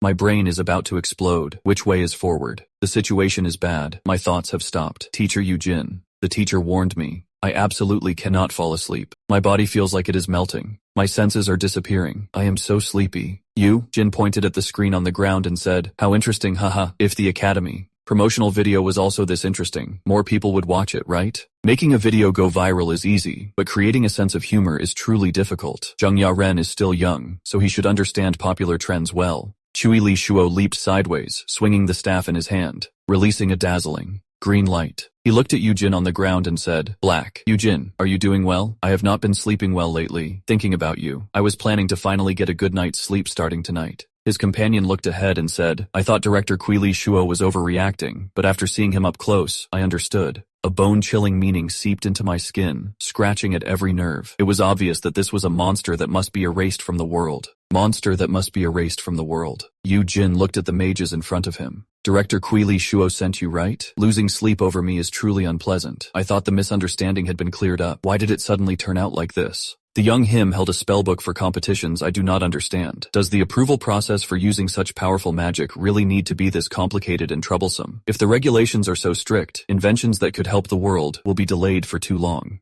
Zheng Yi. He looked at him and replied, that is indeed a difficult problem. Magic that can affect the world, such as spatial movement or summoning spells, if used maliciously outside of Alliance control, the consequences would be unimaginable. He stroked young Yujin's shoulder. So, to use this power, you must gain public approval. With my guarantee, you are fine, but one day, you will have to face everything alone. Yujin looked at the teleportation array in front of him. Teleportation magic without permission. Under the circumstances. To my location. Since you mobilized, used this mirror. Spell, Quili. Shuo raised his hand and said, I will bear the punishment for acting without authorization later, but right now I absolutely cannot stop this spell. He commanded the mages behind him to prepare to cast a 2-ring composite spell. Jin sighed. It seems he is truly angry. What a good, law-abiding citizen. I cannot think right now. He looked at Kui Li Shuo in the distance and said, Director Kui, please calm down first and listen to what I have to say. Mages nowadays are truly quite violent. Although I know I will not get hurt. Jin raised his broken arm. Let us start with regeneration first. A strange fire ignited at the wound, but there was no sign of recovery. Jin froze in place. Kui Li Shuo stepped closer and said, How is it? Are you confused and cannot even keep your head clear? This is a spell to block recovery, learned by one of my proudest disciples from a Nordic monster hunter. This advanced magic can block all magical self-repair, from organic tissue to inorganic matter. Your disgusting regeneration magic will no longer work. Jin looked at the flames on his hand. This is a low-level version of the recovery-blocking magic my master used on me. Although its structure is simple and its performance is lower, anyone can use it. Subtle spell. Now is not the time for exclamations. Normally, I could easily break this level of magic, but I must maintain the teleportation gate. Most of my brain power is occupied. If I stop casting or cannot use my hands, Zheng Yaren's connection to this world will be completely severed. Things will become very troublesome then. He could not help but look ahead and say, Director Kui, I beg you, this is not for my safety. Kui Li Shuo waved his staff and shouted, Everyone attack! Even if we cut it into pieces, this monster will not die. Do not hesitate. Destroy him with maximum firepower, Jin shouted. Everyone wait a moment. My head and hands absolutely cannot be touched. I beg you, please stop for just 1 second. The sign of Jin Magic Academy trembled in the violent impact. Zheng Yaren slowly opened his eyes. Where is this? He looked up in horror. A huge multi-eyed monster looked down at him. You finally recovered. Consciousness. What a relief to make you forcibly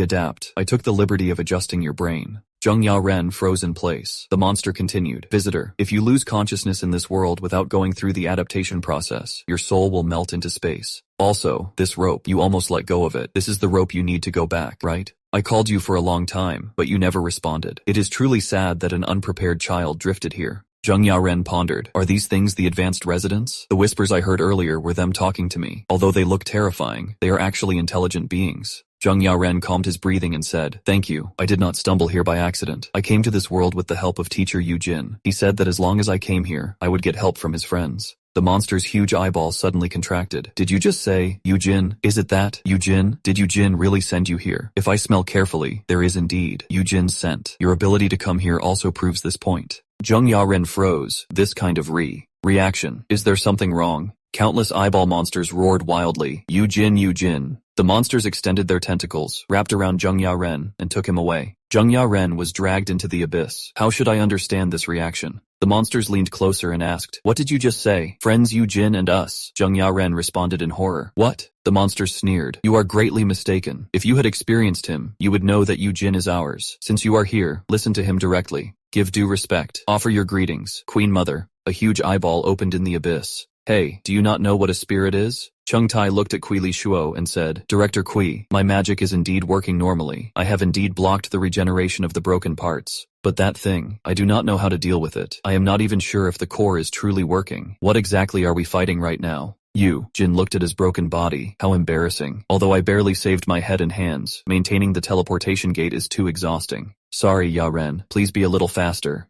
Kui Li Shuo gripped his staff tightly and shouted, Damn it, what are you still hesitating for? Do not be fooled by that creepy feeling. Can you not see? That ugly form is absolutely not normal. It is almost over. Although I do not know what that hole is, it is shrinking little by little. This means that damage is accumulating on that guy. I am going to get rid of it. Jin, can you hear me? You just stood there dumbfounded, without even a single counterattack, until you became this miserable, all to guard that suspicious hole. I do not know what it is, and I do not want to know. It must be some evil spell being prepared, right? If it was not something so important, you would have no reason not to resist and keep guarding it until you became this monstrous, even resorting to that vicious transformation magic you used on me before. Do you know how much anxiety your existence has caused the citizens? Everyone instinctively knows how evil you are. He waved his burning staff. Yes, the fear of the people and my frustration. Let us resolve it all here. I will completely subdue you and drag you before the Alliance Tribunal. Jin whispered. Director Kui Li Shuo, I will not make any excuses. I admit my mistakes and will accept the punishment I deserve. So please give me a little more time. I will take it out now. Kui Li Shuo asked in horror, What are you going to take out? Do not play tricks. It is over, no matter what magic you use. Your body being torn apart like this, it is already over. He looked at his staff. What is this? Just now, clearly, I could still easily cut it. Jin stood in the distance and said, Although I am sorry for the struggling Director Kui, but I need to be a little faster, even if I have to force myself. Zheng Yaoren was surrounded by tentacles. Did Jin send you? Are you by any chance Yujin's blood relative? Zheng Yaren looked at the monster in front of him. How did you figure that out? He quickly waved his hand and explained. Not a blood relative, just a disciple. The huge tentacles danced in the air. No wonder you have Yujin's scent, so you chose that path. He let out a low sigh. Friends, is that what Yujin calls us? Zheng Yaren was stared at by countless eyes. I could not tell their expressions at all, but this atmosphere was definitely not friendly. That idiot must have unknowingly angered these terrifying monsters, and he sent me alone into this dangerous situation. The monster's huge eyeball came closer and said, let me correct you. Yujin is our savior. He is the only savior of this world. Zheng Yaren froze in place. The monster continued, feelings for a savior are not just friendship. That is immeasurable gratitude and awe. Since you are Yujin's disciple, you are our most honored guest. We officially welcome your arrival, child. Do not be shy. Make yourself at home. Zheng Yaren awkwardly replied. Thank you. The monster continued. Since you did not come back with Yujin, it seems he is still busy helping others. Is Yujin doing well? Zheng Yaren gave an awkward laugh. He is doing very well. The monster sighed. If I had known you were sent by Yujin, I should have welcomed you with the highest honors. We can never repay the kindness he has shown us in this lifetime.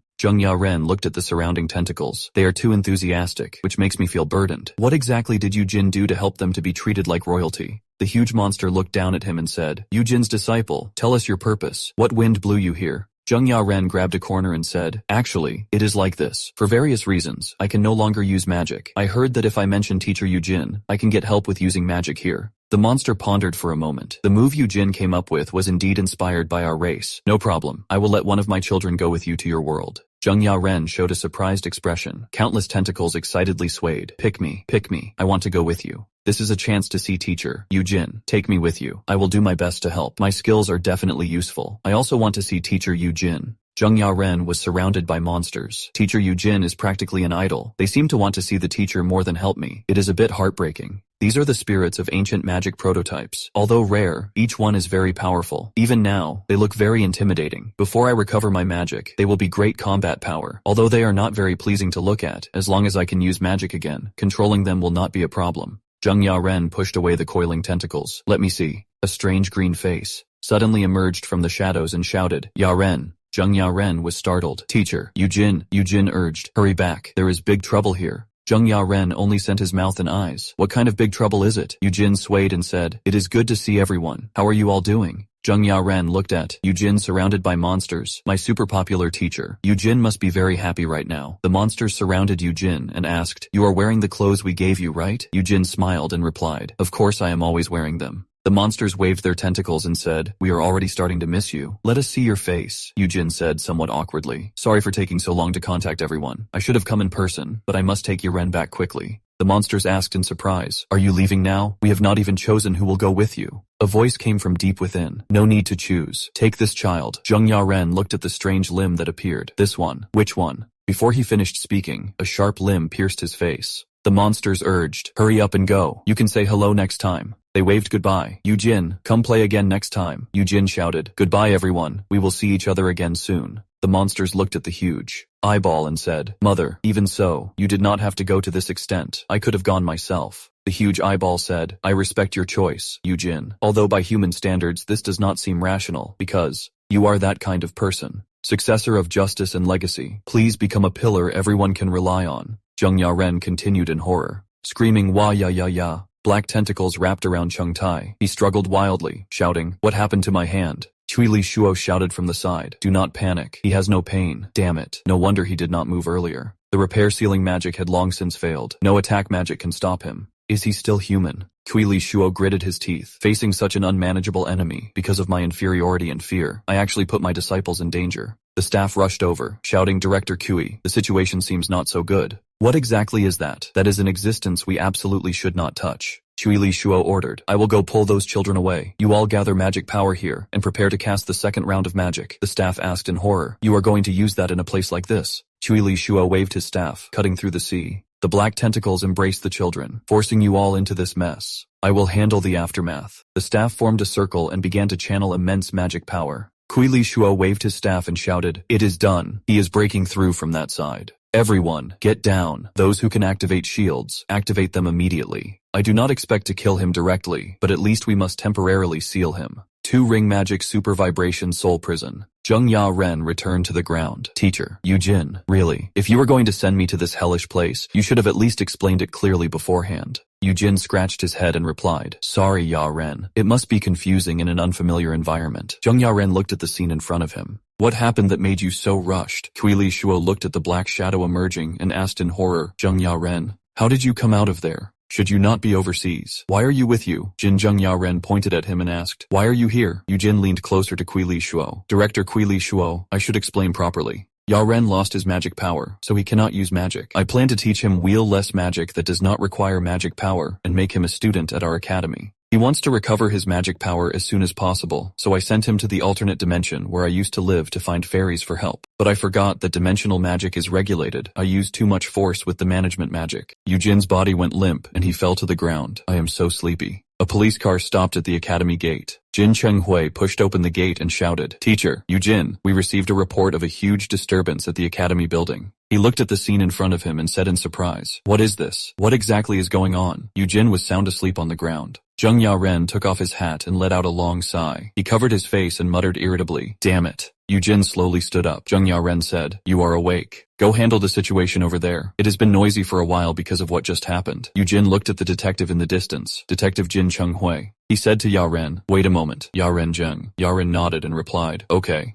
Yujin walked towards the crowd. Jin Chenghui stepped forward and asked, Teacher, Yujin, are you feeling alright? These people just wanted to. The traffic police interrupted him. I will surrender myself. Jin Chenghui asked, for what? Yujin bent down and said, you are here to arrest me for illegally using dimensional gate management spells, right? I was too reckless. I will gladly accept any punishment. He picked up the mage from the ground and said, you call yourselves mages, no matter how unforgettable my appearance is. Is it acceptable to gather so many people, use deadly magic that echoes through the block, and attack others in groups? Jin Chenghui pointed ahead and roared, fortunately, teacher, Yujin is not easily hurt. Thanks to the Magic Alliance's sanctions, does Korean law look like a joke? Aggravated assault, attempted murder. Do you think your academy, covered in red lines, can continue to operate? Kuili Shuo said excitedly, tell the truth. You also know that guy is not human at all. As a battle mage, I sensed the danger of a monster and wanted to eliminate him before civilians got hurt. What is wrong with that? Do you not have a detective's intuition? Even if he always appeared harmless, did you truly have no prejudice the first time you saw that thing? Jin Chenghui fell into a memory. Dense gunshots echoed in the darkness. Yujin casually dropped a wanted criminal. I also caught a major magic criminal. Where should I put him? Police officers, you work tirelessly day and night for the safety of citizens. It is truly hard work. You look too tired, even shooting at civilians as if they were criminals. I brought lattes, by the way. Are you lactose intolerant? Jin Chenghui frowned and said, do not change the subject. Teacher, Yujin, what do you want to do? As long as you admit you are a victim, we will arrest these people now. You, Jin touched his pale face. My face. He let out a low laugh and looked at the people opposite him. Jin Chenghui froze in place. Teacher, Yujin. Yujin bent down and said, sorry, it is really awkward experiencing this for the first time. Let these people go. I also did some things that could cause misunderstandings. He patted Kuili Shuo's shoulder. Is my appearance so unsatisfactory to you? Relax, Director Kuili Shuo. You do not need to feel threatened. Your appearance is also outstanding. Children nowadays will not transfer schools just because of a teacher's appearance. You are already fashionable enough. Be confident. Kuili Shuo stood rooted to the spot. This guy is. What are you talking about? Yujin pulled out his phone. Since things are like this, let us exchange contact information. Although there are many misunderstandings, is this not fate? As colleagues, let us keep in touch more often. The academies are not far apart, so let us have a meal or coffee together sometime. If we can help each other with student education and operations, that would be even better. Kuili Shuo turned to look at Jin Chenghui. Jin Chenghui smiled and said, why are you staring at me? You did very well just now, Director Kuili Shuo. Zheng Ya-ren was squatting not far away. A mage walked closer and asked, are you the great mage Zheng Ya-ren? You are not a mage anymore, are you? I heard you went overseas for recovery after a fierce battle with Friedrich. But this is not overseas, is it? What is Friedrich? You challenged Yujin alone, and now you cannot even use magic. Although I do not know what you have been through, your current situation is quite interesting. What exactly did that Yujin teach? Besides those suspicious spells, he should have taught you manners first. If the news that Zheng Ya-ren, who cannot use magic, is staying in Korea gets out, Zheng Ya-ren shouted at Yujin, teacher, Yujin, are these people here to enroll in the Magic Academy? Everyone looked horrified. What did you say? Zheng Ya-ren pulled down his hat brim. Those guys will not give up. More flies will gather later. Can teacher Jin really handle it alone? Yujin walked closer and said, today was truly exhausting. So many things happened. My head is a mess. I originally wanted to tell you about the preparations after you returned from the fairy realm. Zheng Ya-ren suddenly turned around. The biggest problem is right here. Shut your mouth. Spreading rumors everywhere. It has only been a few hours. Do not tell anyone I cannot use magic. You always cause trouble with that big mouth. You even told Director Kuili Shuo. Jin stammered an explanation. That is because if I did not explain clearly, Director Kui might misunderstand. Also, I became closer with him. He will keep it a secret. Zheng Yaren angrily waved his hand. No matter what misunderstanding there is, you should not have said it. A secret must always be a secret. And it became quiet. That guy suggested teaming up to expose you just a few days ago, and I just destroyed his academy with his disciples. Jin asked in confusion. Expose? Destroy? What does that mean? Zheng Yaren turned and left. I do not know either. I am tired. I am leaving for today. I have something to do tomorrow morning, so I will come in the afternoon. Jin waved and replied, okay, rest well. See you tomorrow afternoon. The thing the queen from the fairy realm asked you to bring back, I can tell you about it tomorrow, right? What a long day. Today I saw the teacher and got Yaren into the academy. I also made new friends, like Director Kui Li Shuo. We should keep in touch from now on. Next, I just need to prepare for the academy's operation and Yaren's classes. This world I love will be filled with kind mages spreading gentle magic. Let us study hard together. Starting tomorrow, Yaren. Zheng Yaren walked on the road. Everything was messed up by teacher Jin, that useless idiot. It will be so embarrassing if the rumors spread. How did it turn out like this? Can I still trust him? The male researcher anxiously asked, when are you sending us home? We were brought here for no reason and completed Friedrich's surgery as requested. There is nothing left for us here. The doctor, holding a coffee cup, replied, well, I have not heard anything either. The male researcher pressed, Doctor, you have a good relationship with the great mage Zheng Yi, right? Can you contact him? Please help us, Friedrich said into the phone. What kind of monster did you create? Setting aside that absurd spell, encountering something that should not exist truly sends shivers down my spine. Do you remember when we went to assassinate the Demon King together? Even under that immense pressure, I did not feel this unpleasantness. He casually killed the male researcher. The doctor, holding a coffee cup, said, medical mages are very scarce. Do you think such talent is easy to find? Really? Although his mouth is indeed annoying. He looked at the two as usual and said, I will send you home. The doctor turned and left. Finally, I can go home and brew a decent cup of coffee. Zheng Yi. He leaned against the car, answering the phone. He is my proudest disciple, unprecedented and unmatched. I just met with him. I understand now why you are so flustered. He is maintaining his life in a genius way. He exists in this world in a state that should not be, not through magic or spiritualism, but by being forcibly preserved. Friedrich asked, forcibly preserved. What will happen then? Zheng Yi, he said, ordinary people will feel fear and nausea just by getting close to him. Even battle-hardened mages will unconsciously cast defensive magic the moment they meet. The deeper the hostility, the more this existence will obscure judgment and stimulate instinct. Friedrich sighed. What a cursed monster. For me, it is a fresh stimulus. Thanks to him, I broke my stubborn old habits and even came up with some new ideas. What do you think? Please look forward to it. Zheng Yi, my declaration of war will be delivered soon. This will be the horn of a new era, whether mages or ordinary people. We'll never forget. He put down his phone. That jerk actually hung up first. Xiaoli stood by and said, since that is the case, let us begin. Friedrich replied, he is always so generous to others, but so rude only to me. He is still angry about something from 100 years ago, just because I did not treat him as a senior. Xiaoli gathered green light in her hand. This is difficult. Do not complain there and disturb me. Everyone is here, except Linus. The 12 zodiacs are assembled, Friedrich said. I know you all have your own duties, but I have one piece of information that I must deliver personally. To crush this suffocating model garden established by Zheng Yi He and create a world ruled by magic, I was already prepared to make Zheng Yi He unable to resist. But I recently had a new experience. I paid a heavy price. Realizing how ridiculous my past plans were, now that the world has changed, I thought I could dream bigger and use more radical methods. Now, I can finally do it. Friedrich showed a sinister smile. Let us kill Zheng Yi, he first. In the dimly lit conference room, several men sat around a round table. What era is this that we still need to issue summons instead of holding video conferences? Killing a great mage. This is too absurd. It is not social annihilation or reputation destruction, but physical elimination. This idea is crazy, but do you have a concrete method? Are you willing to share it with us? If it is truly feasible, those bastards in the Alliance will no longer be a problem. The mages on the Alliance side are no different from living corpses anyway. As long as we get rid of Zheng Yi He, that most active troublemaker, our 12 zodiacs will not. That will be your era, sir. Friedrich repeated, my era.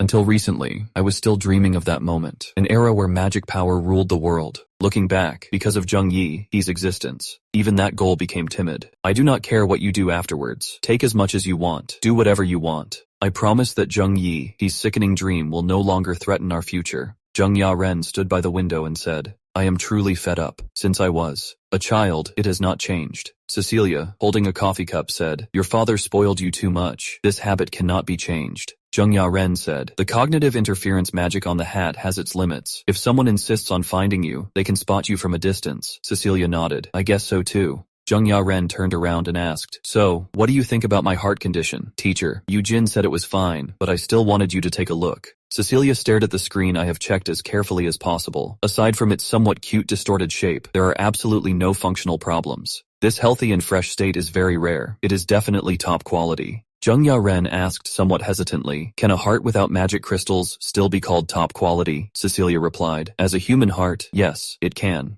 Yu Jin disappeared for 10 years and reappeared. What kind of magic did that crazy genius create this time to perfectly separate the entangled magic crystals from the neural network and repair everything? The heart functions perfectly, but I am not confident I can do it. I feel the gap. Zheng Yaren pulled down his hat brim. "Wheel less magic. Magic that does not use magic power. That was developed by Yu Jin. He said he would teach me too, so I plan to start learning today." Cecilia pondered. Magic that does not use magic power. Sounds like a scam, but since it is Yu Jin, it makes sense. So it was Yu Jin who did it. No wonder the bones and flesh were intertwined, yet the nerves and blood vessels were perfectly connected. Thanks to that, I felt like I had been through hell. Zheng Yaren came back to his senses and asked what. Cecilia waved her hand and replied, "Nothing." Zheng Yaren asked, "What about the heart magic power stabilizer I have been taking?" Cecilia interrupted, "Throw them all away. You do not need them anymore. Coffee, alcohol, smoking, whatever you like." Zheng Yaren asked helplessly, "Should a doctor say such things? And coffee was never a problem." Cecilia said, "Do not tell me you are drinking chain store stuff. Later, I will share my supplier with you. Try to savor it properly." Zheng Yaren walked towards the door and said, "Ha ha, sounds good. If there are any problems, I will contact you again." Cecilia waved goodbye. "If possible, do not create problems." He sat alone in front of the computer, drinking the coffee in his cup. The heart is indeed fine, but what is this in the brain? It does not look like a tumor. If something this large had penetrated this deep, there should be obvious external problems, but you look too normal. He lay tiredly on the table. "It is truly a headache. Yujin might have tampered with your long-term memory after the heart transplant I have already experienced." "Mr. Zheng Yi." A knock came from outside the door. Cecilia said, "Come in." Yujin sat on the sofa, flipping through a book. "Next, I want to classify fine structures. Can you name 3 unit cell geometric conditions for hexagonal fine structures?" Zheng Yaren answered without hesitation. "Axis length A equals B, not equal to C. Axis acute angles. Alpha equals beta, equals 90 degrees. Gamma equals 120 degrees. Also, magnesium, zinc, and cobalt at room temperature." Yujin continued. "So, what are the molecular geometry and bond angles for a structure with 2 lone pairs of electrons on the central atom?" Zheng Yaren pushed up his glasses. "Bent structure. Because the repulsion between lone pairs of electrons is greater, the bond angle decreases from 109.5 degrees to approximately 104.5 degrees. He asked somewhat doubtfully, "Is learning these truly necessary for wheel-less magic?" Yujin and the monk book laughed. "Of course, Yaren. You are truly amazing. To test your level, I deliberately added some trick questions. Even at a basic level, you answered perfectly." Zheng Yaren took off his glasses and said, "Of course, this is just a basic level. I skimmed through it before going to sleep last night. That was enough." Jin raised a finger and said, "That is a good method. Ensuring 7 to 8 hours of sleep and studying memory-based subjects before bed will be very efficient. Information input 1 or 2 hours before sleep is more likely to be converted into long-term memory after sufficient sleep because adenosine in the brain will be completely cleared. The brain's logical circuits are in their most developed state, so reviewing and organizing content is very effective. So, if you are studying, do not waste precious golden brain time by going online after waking up." Zheng Yaren asked from the side, "Who are you talking to?" "Future students. Although this information is correct, my brain, inherited from my father, is indeed very excellent, but when I was a teenager, my mind was not this sharp. Ever since I left the alternate dimension gate yesterday, my head has been throbbing. Maybe it is because of teacher Yujin's pranks. It feels like there is another brain inside my brain. Oh right, the thing that was implanted in my head yesterday. How did I forget about that?" He slammed the table and stood up. "I was planning to check it as soon as possible." Jin leaned closer and said, "Yaren said he was tired yesterday. Do you want to sit down? The teacher will take a look for you. Just stay still." Zheng Yaren froze. "Is this what you call taking a look? You actually took out my heart, kneaded it, and squeezed it." Jin exclaimed. "Oh no, Yaren, this thing is about to hatch." Zheng Yaren cried out. "Hatch? This is not the word you should use when opening someone's skull, is it?" Jin withdrew his hand and said, "It is best not to take it out directly. Just close him up like this. I never thought they would entrust something like this to Yaren. This is the queen's successor, only one per generation. When the teacher was not in the fairy realm, Yaren must have been deeply loved by the queen." Zheng Yaren asked in surprise, "Is the queen's successor more powerful than other fairies?" "David's oppressive aura is extraordinary. Even if I could use magic, I cannot guarantee I could defeat him, and he possesses mysterious power. If I could command the successor of such an existence, perhaps I could recover everything in less than 1 year, not 27 years. Zheng Yaren felt a wave of dizziness. Black slime gushed from his body. Yu Jin exclaimed. Oh my goodness, it really is him. Zheng Yaren pointed at the slime on the ground and said, Teacher, Yu Jin, is this it? Yu could not help but ask with concern. Yaren, are you alright? Yaren shook his head and replied, I am fine. I just felt a little dizzy earlier. Can he do everything? For example, assist with wheel-less magic or directly cast magic. Wow, he looks so cute. Yu Jin smiled and replied, Sorry, teacher is actually not too sure. He is still too young, and the successor's characteristics are completely different from other fairies. Zheng Yaren nodded. I understand. Even if it is only 1% of the queen's power, how long will it take for him to grow up? Yu Jin rubbed the back of his head. An ordinary adult fairy's lifespan is about 3,000 years. The queen seems to have lived for tens of thousands of years. Zheng Yaren was confused. Are we going to raise him slowly together now? The queen must have had a reason for sending him. I had no intention of adopting a pet, and now is not the time to raise anyone I completely do not understand. Teacher, Yu Jin's thoughts, even if this is fairy logic. Friedrich organized the documents on the table. In short, this is the plan. You all use your imagination according to the situation. After Zheng Yi, he disappears. If there are any new projects worth trying, remember to share them with me. A member asked, So, are you letting us go now? I want to go have a good meal, then finish work and rest, Friedrich said. Am I putting livestock feed in front of you? Wait a moment before leaving. He looked at Xiao Li. Bring up what I sent on the screen. A huge projection appeared on the wall. It was Yu Jin's strange face. The members looked at the screen and said, How disgusting it is, truly that old man's twisted hobby. Is he going to let people eat or not? Who is going to take that old man's phone? I have seen this guy. He destroyed several of our subcontracted factories responsible for processing magic materials. I have been waiting for an opportunity to either eliminate him or see if he is obedient and recruit him. Is his name Yu Jin? There are rumors that he is Zheng Yi, his disciple, but he does not look like it. Friedrich sternly warned, if possible, do not provoke that guy, even if you encounter. When you arrive, stay far away from him. This is a warning. The member said mockingly, Look at him. Does he still need a warning? Is he someone you know? Friedrich, the chess player. That was his masterpiece. He even dug out my heart. I barely escaped. That is why Linus is absent. Hare sneered. No wonder the loyal Linus is not here, you crazy old man. I am very curious what happened. If it were before, you would have overturned everything and angrily corrected those rumors. You must have met your match. Is it really that scary? Friedrich responded, Yes. Although I was almost bare-handed, that was the first time I felt so helpless. In over 100 years I have fought countless battles, but I have never experienced anything like that. If I had continued to fight, I would have lost. Cole stood up. This is very strange. Why does something that should be a joke not sound like a joke at all? You just said you would kill Zheng Yi. Are you really the Friedrich I know? Believe it? Even as a reckless madman, your confidence as the strongest battle mage was once quite charming. You look so pathetic now. I have never offered my soul and loyalty to a coward like this. If you are going to disappoint me like this, give it to me, and then get out. Xiao Li, the standard bearer, a green magic circle blocked between the two. Hare looked at him and said, I am really sad, Shaolin. Do you think I am really crazy enough to smash Friedrich's head? That is just a corner without magic power. Even so, if you had not blocked him just now, the back of his head would have split open. Xiao Li coldly responded,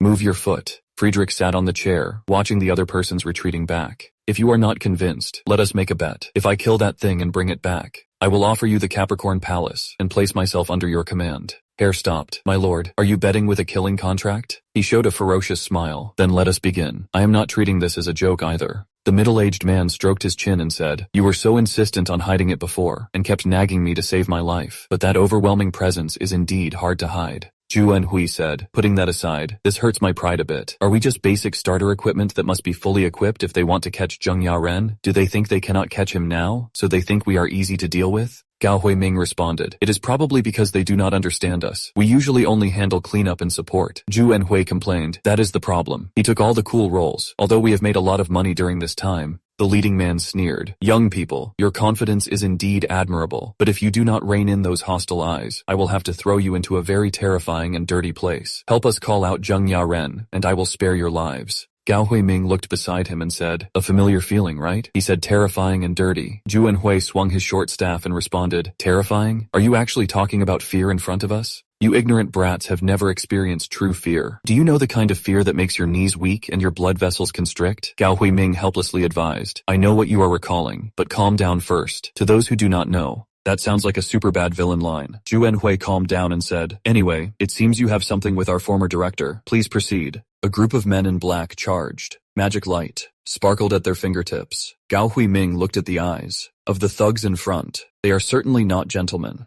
However, this is good for us. Our value is going to increase again. After all, just relying on the title of the only team member before earning 2 people's worth is not enough to get rich. If we can show that we are taking care of these small fries, our resume will look even better. Zhu Enhui swung his weapon and said, "Why not come and put on a spectacular show?" Gao Huiming instantly rushed into the crowd, precisely shattering the enemy's defense. This is simply insatiable. The leading man frowned. He thought they were just minor characters helping Zheng Yaren clean up, but they are more difficult to deal with than expected. Zhu Enhui swung his arm and shouted, "Second ring magic, ice prison!" Cold air instantly sealed the ground, freezing the enemies in place. The leading man gritted his teeth and said, "Damn it, they are too strong. Mok, stop staring at your phone and get ready to fight. Did you not desperately want to catch Zheng Yaren before? Why are you so uncooperative now?" Mok said in a deep voice, "They are not here." The leading man was stunned. Mok put away his phone and directly gathered, "Red light. We do not need them anymore." Gao Huiming stood in front of Zhu Enhui. His body was instantly cut apart. Mok looked at his phone. "There is no need to bother with these people. It is not far from here. Let us go directly." He stared at the photo on the screen. "I found Zheng Yaren."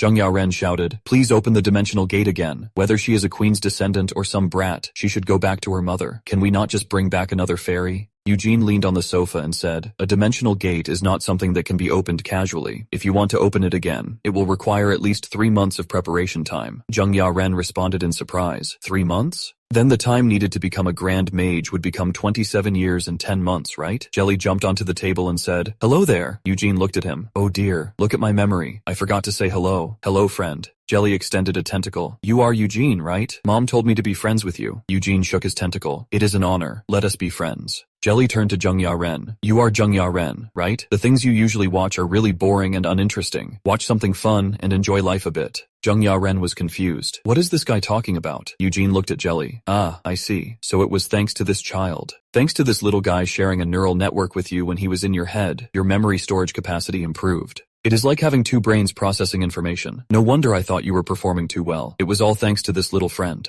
Zheng Yaren stroked her chin and responded, "That is really interesting." Eugene looked at Jelly and asked, "What is our little friend's name?" Jelly repeated in confusion, "Name?" He turned to Zheng Yaren. "Zheng Yaren, what is my name?" Zheng Yaren helplessly responded, "Why are you asking me your name? Your mother should have given you a name, right?" Jelly wiggled his body and said, "Mom called me Little Egg when I was in the egg, but she said she would change my name after I was born. Since I came out of your head, you should name me. Hurry up and give me a name." Zheng Yaren grabbed her hair. "This is a real challenge. You look like a jellyfish, so let us call you Jelly." Jelly happily jumped up. "I am Jelly." Eugene was beside him, clapping. "Congratulations on your birth, and congratulations on your new name. Do you have any special talents?" "Yaren really needs your help right now," Jelly asked in confusion. "My help? You want to become a grand mage, right?" Zheng Yaren suddenly looked up and asked, "How did you know?" Jelly wiggled his body and said, "I saw it when I was in your head. You want to make your father, Zheng Yihe, look at you with new eyes. Am I wrong?" Zheng Yaren, her face flushed, shouted, "Stop! Who gave you permission to just blurt out other people's thoughts?" Jelly flew in the air. "I am really good at a lot of things. See? I am very good at flying around like this." Zheng Yaren leaned in to observe. "Is this the fairy trait that inspired wheel-less magic? This will definitely be a great help in mastering wheel-less magic." Jelly's body wiggled and transformed into Zheng Yihe. He opened his mouth and said, "This is the face of the person Zheng Yaren likes the most." Zheng Yaren angrily grabbed Jelly. "Who gave you permission to imitate that face?" Liu Jin laughed heartily beside them. Jelly asked in confusion, "Zheng Yaren, do you actually hate your dad?" Zheng Yaren retorted, "I do not hate him. Do not imitate his face. It is not something you can just imitate." Eugene looked at Jelly and exclaimed, "This is crazy. It is exactly the same." Zheng Yaren retorted, "It is not alike at all." Eugene continued, "Regarding Jelly, it will help you in unexpected ways. Before its birth, it could only slightly affect your memory, but if it can act as your second brain, not only for scientific research, but also for the use of everyday magic, it will be a huge help. It can even help you master wheel-less magic. This solves the part I was most worried about when teaching you wheel-less magic. Using double brain function is not just about enhancing thought and memory." Zheng Yaren said, "I am not sure. Even if I use this rude and childish guy as my second brain, I feel like the damage to my mental health would be far greater than the help." Niu Jin crouched in front of Jelly. Jelly is like a newborn now. As he continues to live and learn, understanding his abilities and desires, he will naturally mature and become your reliable partner. Eugene turned his head and asked, "Jelly, what do you want to do most right now?" Jelly raised a tentacle and responded, "What I want to do is, I want to eat a hamburger." He picked up the huge hamburger and devoured it. "Thank you for the meal." Zheng Yaren looked at the ravenously eating Jelly. "Can you really feed a fairy this kind of thing? And why does he suddenly want to eat a hamburger?" Jelly, with a mouthful of food, said, "I saw it in your head. When you were little, you ate this with Eugene and looked super happy. Yujin, biting into a hamburger, said, "Really? You cherish the memory of teacher he eating hamburgers so much?" Zheng Yaren responded, "Kids are happy eating fast food. There is no need to romanticize it." Liu Jin took a sip of cola. "Yaren, stay with Jelly for now and help him build a healthy and mature personality." Zheng Yaren retorted, "Please do not just push all the parenting responsibilities onto me." A man's voice came from behind. "Zheng Yaren, you really are Zheng Yaren, right?" Zheng Yaren turned her head in alarm. A young man and woman surrounded her. The woman excitedly said, "Wow, it is really you. You are even more beautiful in person. I am your super fan. I collect all your merchandise. The news has also been reporting on you." Zheng Yaren looked awkward. The cognitive interference magic on her hat had failed. "Have they been looking for me nearby all this time?" The man held up his phone and asked, "I heard you were injured fighting Friedrich. Have you recovered? I was really worried about you." Eugene watched this scene and said, "Wow, Yaren, you are really popular. They are the people we met at the cafe before. It is good to see you again." The man asked, "Is he someone you know?" Zheng Yaren pulled down her hat and explained, "Yes, he is my teacher who helps me with rehabilitation training. We came out to talk about returning to training." The man said, "I see. Sorry to interrupt your important business. Please take care. Grand Mage Zheng Yaren." Eugene muttered, "Are they your friends? I just saw them a few days ago." Jelly lay on the table and shouted, "Yaren, I want to watch that. I want to watch videos. Lend me your phone." Lojin drank his drink and said, "Let him watch, Yaren. Even if Jelly was sent by the queen to help you. If he never had a chance to choose the life he wanted since birth and was forced to respond to your plea for help, would that not be too pathetic? He is still a newborn now, so let him act like a real baby and throw tantrums as much as he wants." Zheng Yaren handed over her phone. "Look at this." Jelly happily shouted, "Yay!" Zheng Yaren stood up. "I am going to the restroom. Please do not let Jelly watch strange things." Eugene responded, "Got it. Go ahead." Zheng Yaren rubbed her hands before washing them. "As expected, my whereabouts have been completely exposed. They currently only know I am injured, but the fact that I cannot use magic at all might still be hidden. No, Kui Li, those students I supervise might have already spilled everything about my situation. 9 times out of 10, all sorts of pests will swarm in, saying they want to get revenge on me or kidnap me to threaten my father. When I am with teacher Eugene, I do not have to worry too much, but the way home and the time I am alone are the big problems. Maybe I should just stay at teacher Eugene's house and not leave." Locke took out his phone and asked, "Did you wash your hands?" Eugene looked at Jelly. "Is that very interesting?" Jelly stared at the screen and responded, "How can I lift the payment restriction? I must draw cards." The phone made a command. Vibrating sound. Eugene leaned over and said, "There is a call. Let me see." He answered the phone and said, "This is Yaren's phone." I answered for him. Zhu Enhui anxiously asked, "Teacher Eugene, where are you? Where is Miss Yaren?" Eugene said, "We are eating hamburgers." Yaren went to the restroom. Zhu Wenhui shouted, "Go to him quickly. You absolutely cannot leave him alone. Magic criminals are targeting Miss Yaren. They have locked onto her location and are already rushing over. They are stronger than I thought. Yaren cannot use magic right now. It is too dangerous. Teacher Eugene, you must stay by his side." Mok blocked the way and said, "You are bolder than I thought. Is it because no one knows you cannot use magic yet?" Zheng Yaren stopped. "As expected, I am exposed. Judging by his appearance, he is definitely not my fan. Eugene is in the restaurant in the next building, but I actually left my phone behind." Mok approached step by step. "It seems you understand. Come with me obediently. It will be good for all of us." Zheng Yaren pondered. "This is a kidnapping. That means he does not want to kill me for now." Judging by his gesture of raising his hand to cast a spell, he is a mage. His level is at most a low-level mage. If it were a higher-level opponent, they would have used binding magic to restrict my movement the moment I walked out. Although it hurts my pride a bit, for now, I can only obey him." Zheng Yaren screamed. Mok frowned. "How annoying." Zheng Yaren instantly rushed forward and grabbed the opponent's arm. "My speed is a bit fast, right? People often misunderstand me, thinking I am just a fool who only knows magic." He increased the force in his hand, buffer coating magic. "Do you know how to use it? Even if you do, it will not protect your joints." "Who sent you? Was it those trash I dealt with? Or is it that?" Mok suddenly swung his arm to counterattack. Zheng Yaren fell to the ground. "This guy is tougher than I thought." As expected, without magic, I can only do this much. Locke carried Zheng Yaren on his back, moving with difficulty down the corridor, breathing heavily. "You raised a heavy one." Eugene stood in the corridor, his face twisted and eerie. Jelly was perched on his shoulder. He stared at the severed limb on the ground and said tremblingly, "Yaren's arm." He clutched his head and groaned in pain. "I am the fool. I should have known. Yaren said it so many times. He was always so worried. I am sorry. I am really sorry." Jelly floated to his side. "Eugene, are you okay? I will help you find Zheng Yaren too." Eugene responded, "Thank you, Jelly. You are right. It is not too late yet. His arm is here, which means his limb was severed right after he left the restroom. Not much time has passed. This means he might still be alive." Eugene knelt down, his pale, slender fingers pressed against the ground, activating wheel-less magic. To perform spatial memory tracking, twisted black magic spread across the ground. Countless fragmented images flashed before his eyes. "Found him. Thank goodness. He is still alive. Those people are about to put him in the car. I must go save him." Zhu Enhui and Gao Huiming pushed the door open and rushed into the room. "Mr. Eugene, we are here. What happened to Yaren?" Eugene looked at Zhu Anhui and Gao Huiming. Thank you for the warning. I think Zheng Yaren has been kidnapped. Time is short. I will go save him first. The leading man drove while on the phone. I have already caught him, but that lunatic cut off his arm. Now he is also saying his hand is broken. Are there any paper bandages and splints? It would be best to prepare some spare shoes too. He clearly promised to deliver him unharmed. After all, he cannot even use magic. Since he cut it off, he should at least have picked up the severed arm, right? He actually said he left it at the scene. I sprayed tracking interference spray. He also does not seem to have a phone on him. Walker suddenly shouted, "Look behind you. There is something on the right rear of the car." The leading man sharply turned the steering wheel and roared, "Is that a magic beast? We have not even left the city yet. Get rid of it quickly." Walker looked at the strange phenomenon in front of him and cursed under his breath. I clearly shook him off. Did he regenerate directly from that arm? Eugene shouted, "Zheng Yaren, wake up. Even if you are in pain, you absolutely cannot fall asleep now. I will save you immediately and reattach your arm. Saint Yaren, you must stay awake. You are not sleepy. You are going into hemorrhagic shock." He looked at Uncle Mok. "I will finish the repair very soon. Before that, please make sure Zheng Yaren stays awake. Do not let him fall asleep. If possible, keep his legs elevated."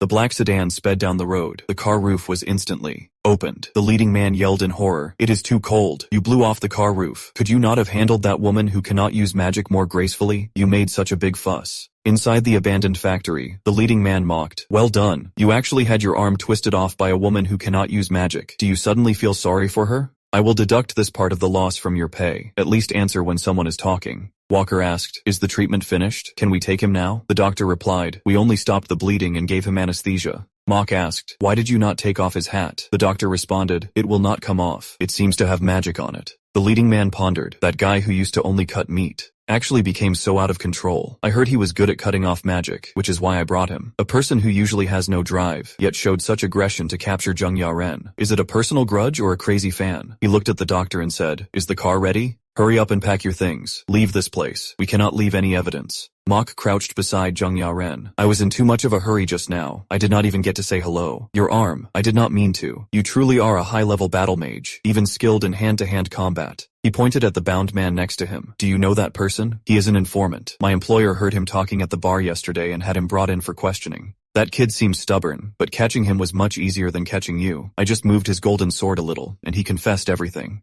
Zheng Yaren looked up and asked, "Are you trying to demand something from my father with my life, or is it for revenge? I am afraid I will disappoint you. Even if you threaten my father with my life, he will not be swayed." Mok whispered the name, Zheng Yi-he. I know he would not even blink. Does everyone who knows him not know that? Whether it is the civilians suffering right now or his own daughter, they are equally precious to that great grand mage. Or rather, he actually has no interest in either. That man will never act. Mok stood up and continued, "Even his daughter going missing cannot stop him. Such a trivial blemish means nothing to him. The high-ups in the Alliance really want to have you. Whether you end up as a specimen or locked up as a pet, I will make sure you see a miserable end." He walked towards the door. "This is not revenge. It is just a prank by someone left behind. I cannot keep up with the new era that man created." Zheng Yaren leaned against the corner. "They did not move me right away, but locked me in this secret room. That means those guys also need time. My consciousness is blurry. I cannot hear too clearly, but Eugene is definitely here to save me. Even though he lost track of me, he must have a way to find me. Father is not uncaring towards me. He is just playing that role. Is he going to see the bond between us as mere indifference?" Zheng Yaren gritted her teeth. "I will not give up until I tear that foul mouth apart. I really hate that I cannot do anything right now."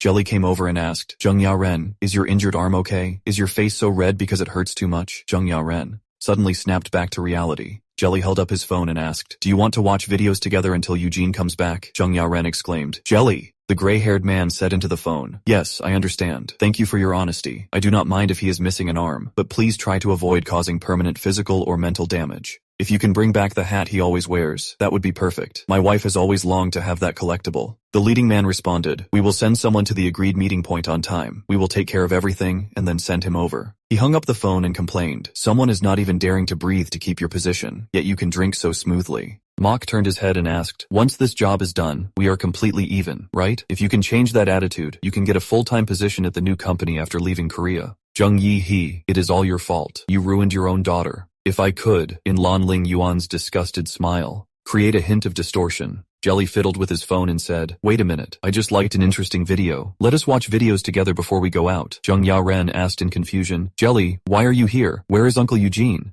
Jelly responded, "I jumped off when Eugene grabbed that moving car just now." Zheng Yaren looked at him. "So that is how it is. Did Uncle Eugene say anything?" Jelly held up his phone and said, "He said he would catch up soon and told you to stay put. There is a text message here." Zheng Yaren breathed a sigh of relief. Saved. Although I expected it, I was still worried he would run around. The bound man looked at Jelly. Zheng Yaren, mage, what is that next to you? Jelly moved closer and said, I am Jelly. Yaren gave me this name. The man nervously asked, hello, is this child a fairy you made a contract with? Jelly tilted his head in confusion. Contract? The man exclaimed, as expected of a true mage. You can even control rare fairy magic. Jelly patted the floor and said, come here, let us watch videos together before we go out. The man hesitantly asked, can I? Jelly stared at the man's wrist and asked, what is that? Is it not uncomfortable to wear? Is it some kind of fashion? The man looked at the left handcuff and replied, these are magic-suppressing handcuffs. Once locked, you cannot use magic. One costs 10 million gold coins. Only public institutions have them. I do not know how they got them. If I did not have these, I would have used magic to scare off the bad guys and escaped in an instant. Jelly tilted his head and asked, really? Zheng Yaren pulled down her hat. Do you really think so? That man, even if his battle intuition is not top-notch, his cutting magic is extremely precise and dangerous. Unless one has defense magic of the level of Gao Huiming, otherwise, with the level of that bald man from before, it would be impossible to resist. The handcuffs made a crisp sound. Jelly held up the unlocked handcuffs. Done. The man's eyes widened and he exclaimed, how is that possible? Magic-suppressing handcuffs must be burned off with magic to be unlocked. Jelly, you are too strong, Jelly proudly responded. Right? If you try to physically dismantle it by force, it will burn the magic nerves connected to the wrist. Zheng Yaren's forehead broke out in a cold sweat. A way to use magic without consuming internal magic. Could it be that? Jelly asked, can we go out now? The man clutched his ankle. My Achilles tendon was cut. Zheng Yaren asked, what is your name? The man responded in horror. I am Pu Zheng Da. I am 21 years old this year. You can use informal language with me.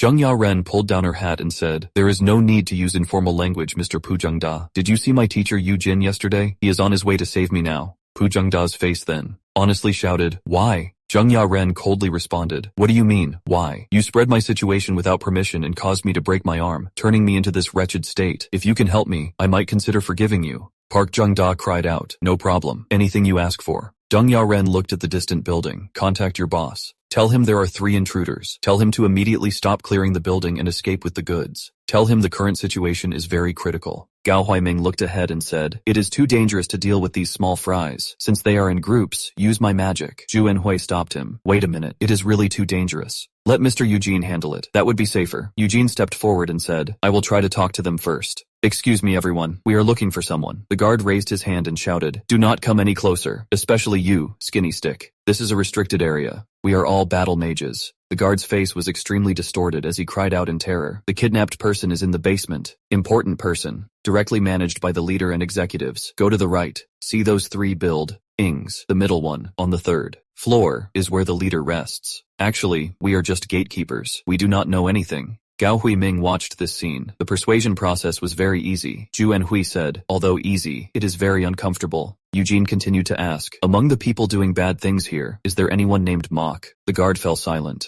Eugene stood up. Saving Zheng Yaren is the priority. Gao Huiming approached and asked, Mr. Eugene, what are you going to do? Eugene responded, if we attack the executives first, Zheng Yaren might be taken as a hostage. I will go find where he is being held first. Hurry up and go in. Walker stood before the sink. What am I doing? Even if I do this, my life will not be compensated. Forget about directly seeking revenge on Zheng Yihe. I cannot even lay a hand on his daughter. The moment I heard he could not use magic, I completely wavered. The deeper my resentment towards Zheng Yihe, does it not just prove that the reason I am not special is not because of this era, but because of my innate mediocrity and that pathetic inferiority complex? Before this disgusting era began, he watched me cast magic, his eyes sparkling with light. If I had not seen that look, if I had not been seen by him as the most dazzling jewel in the world, I would not have lived such a pathetic life. Zheng Yaren suddenly appeared and asked, did you wash your hands before coming out? Mok suddenly turned his head. Zheng Yaren pulled down her hat and rushed forward. Mok released a red light with one hand, trying to pierce his opponent. Zheng Yaren dodged sideways, swinging her arm to block the attack. Mok was stunned. He actually blocked it. That is impossible. That is blue magic power around. Zheng Yaren looked at her fingertips and said, as expected, this alone is not enough. Mok stared at his opponent. This is unreasonable. Even with a broken arm, are you still hiding your strength? Zheng Yaren smiled and said, the thoughts on your face are too obvious. If I can use it, why would I hide it? He showed his bleeding fingers. I am not hiding anything. Look at this blood and this pathetic defense. To be precise, I just recovered its use. My current state is not very good. This is my limit. Chu Jungda looked at the magic in his palm and said, attack emission and basic buffer magic. Zheng Yaren asked, is there anything else? At least there should be an elemental emission series, and each one's output is very weak. Pu Jungda explained, originally, I could use more second-tier magic, but because of yesterday's accident, I used it all up. Without material settings, I cannot prepare. Zheng Yaren asked, are those magic spells that require materials? Never mind, let us just go with this for now. Jelly, is what I just said really feasible? Your role is very important. Jelly waved his tentacles and responded, I think it is feasible, but it is too complicated for me alone. Saint Yaren, you must use your brain to help me complete the simulation. Zheng Yaren pointed to herself. Leave it to me. Come straight in and follow my brain's instructions. You need to distribute evenly into the blood vessels leading to the hands, heart, and brain. Understood? Jelly responded, I understand. He turned into a fluid and drilled into Zheng Yaren's body. Zheng Yaren gritted her teeth and let out a muffled groan. He lost his balance and fell backward, falling heavily to the ground. This is just a reflex, not real pain. My consciousness is tearing. My thoughts are intertwining. I can do it. I must do it. I am the daughter of the Grand Mage, Zheng Yi He.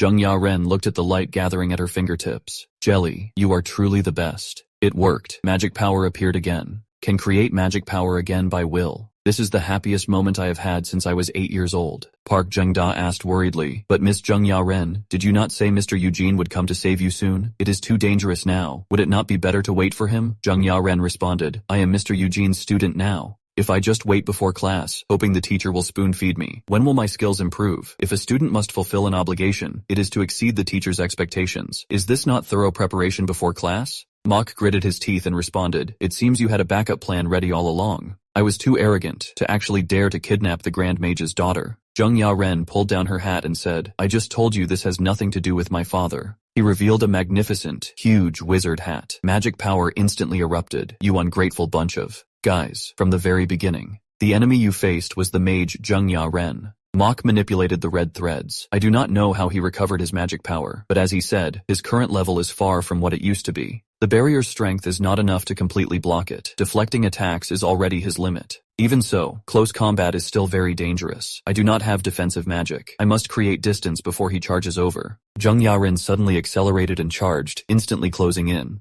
Locke's pupils constricted, letting out a question, and Zheng Yaren smiled and said, did I not say I run very fast? Light gathered in his hand. He swung the strong light fiercely downwards. Mok was hit, stumbled back, and painfully gritted his teeth. Damn it, it is impact release. Has he been deliberately hiding this move? Zheng Yaren steadied herself. The situation is not too bad. Although they are just low-level magic spells, I have a chance to win. And here, I can use magic without any worries, without worrying about the burden on my heart. Mok pondered, I am steadily accumulating damage. He is just blindly blasting away, with no defense at all. It is very easy to counterattack. I have already seen a weakness. I just need to get as close to him as possible, and deliver a decisive blow. Jelly suddenly covered his mouth and gagged. His face was pale. He honestly said, Zheng Yaren, I got motion sickness because I moved too fast. Zheng Yaren shouted in shock. What? You never said there was such a limitation. Jelly weakly responded, I did not know either. This is my first time doing this. These complex movements will not stop. I feel like I am going to throw up all the hamburgers I just ate. Zheng Yaren anxiously shouted, swallow it. He swooped down from the air and shouted, you can do it. You are the best. This is it. Just hold on a little longer. A blue magic circle gathered in his hand, directly aiming at Mok's face. Walker dodged sideways and angrily roared, you bastard. Red light burst from his palm,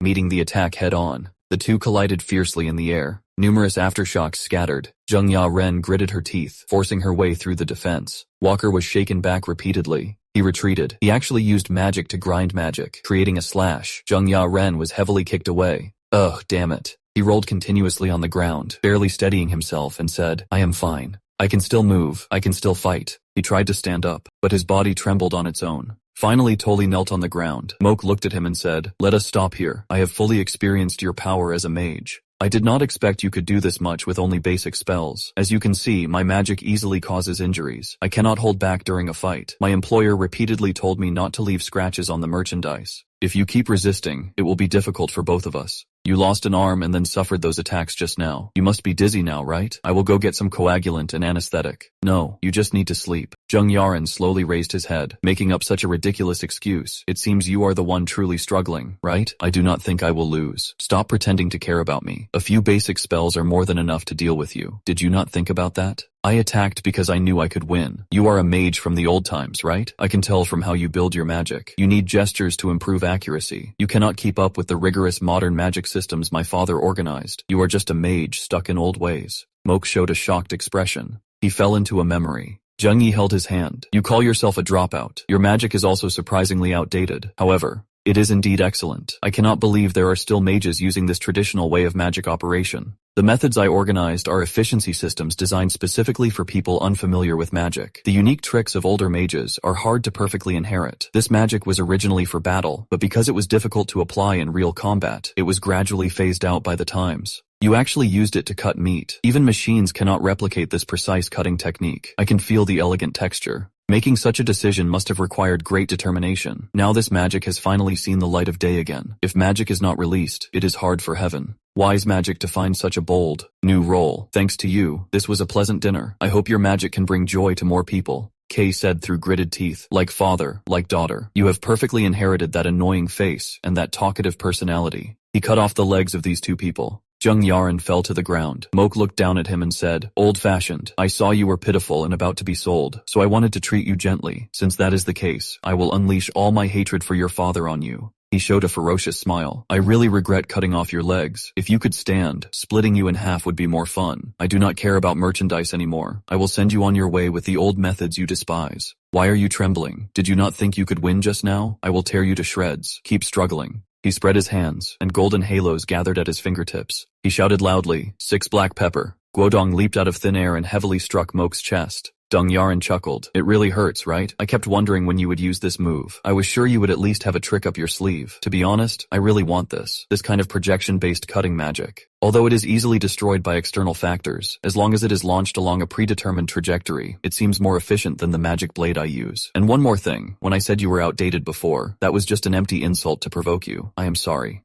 Strictly speaking, the methods my father wrote were spells and gestures prepared for new generation mages who were just starting out. Actually, I also prefer these. Since I am missing an arm, I will make it simpler. I did not hear the full name of your move, so I will just make one up. Let us call it Light Battle. He chanted softly, like a broken winged sunset. The cracks of a flying swan follow the lingering light in my center quietly split into 6, like a flock of birds brushing across the sky's patterns, silently breaking unseen boundaries with the breath of lingering light. Double ring composite magic. A red light pierced through the building. It split the ground. The leading man roared angrily, Moke, you bastard! How dare you ignore my call? My butt was cut off. His body was neatly cut in half. He held his head. The attack extended downwards. Zheng Yaran half-squatted at the end of the corridor. Not bad. Although it is a large-scale indiscriminate attack, the attack range is very thin and easy to dodge. However, the cutting power and speed are already quite excellent compared to the magic power consumed. Luckily, I confirmed Pu Zhengda's location beforehand. Even if someone was hit in a blind spot, this building is full of scum. Their deaths are not regrettable. Zheng Yaran smiled. Anyway, this repaid me for an arm and a leg. It is a fair trade. Moke raised his head. I originally wanted to cut open your mouth, but I will make good use of this magic. Dong Yaran looked at him and said, Oh my, how scary. Looking at how you move me, can you still move? Guodong spoke. You liar. You said there was only one left. I really cannot do it anymore. It is too hard. Zheng Yaran collapsed to the ground. Wait, Guodong. Just hold on a little longer. Just one more effective attack. Am I also at my limit? The blood loss and wounds are severe. Using magic through Guodong puts a greater strain on the brain than I imagined. This is more draining than casting spells with my heart. Locke swayed as he stood up. Zheng Yaran slowly closed his eyes. By thoroughly toying with that guy, I also found the anger in my heart. So, next. I think Mr. Eugene will handle the rest.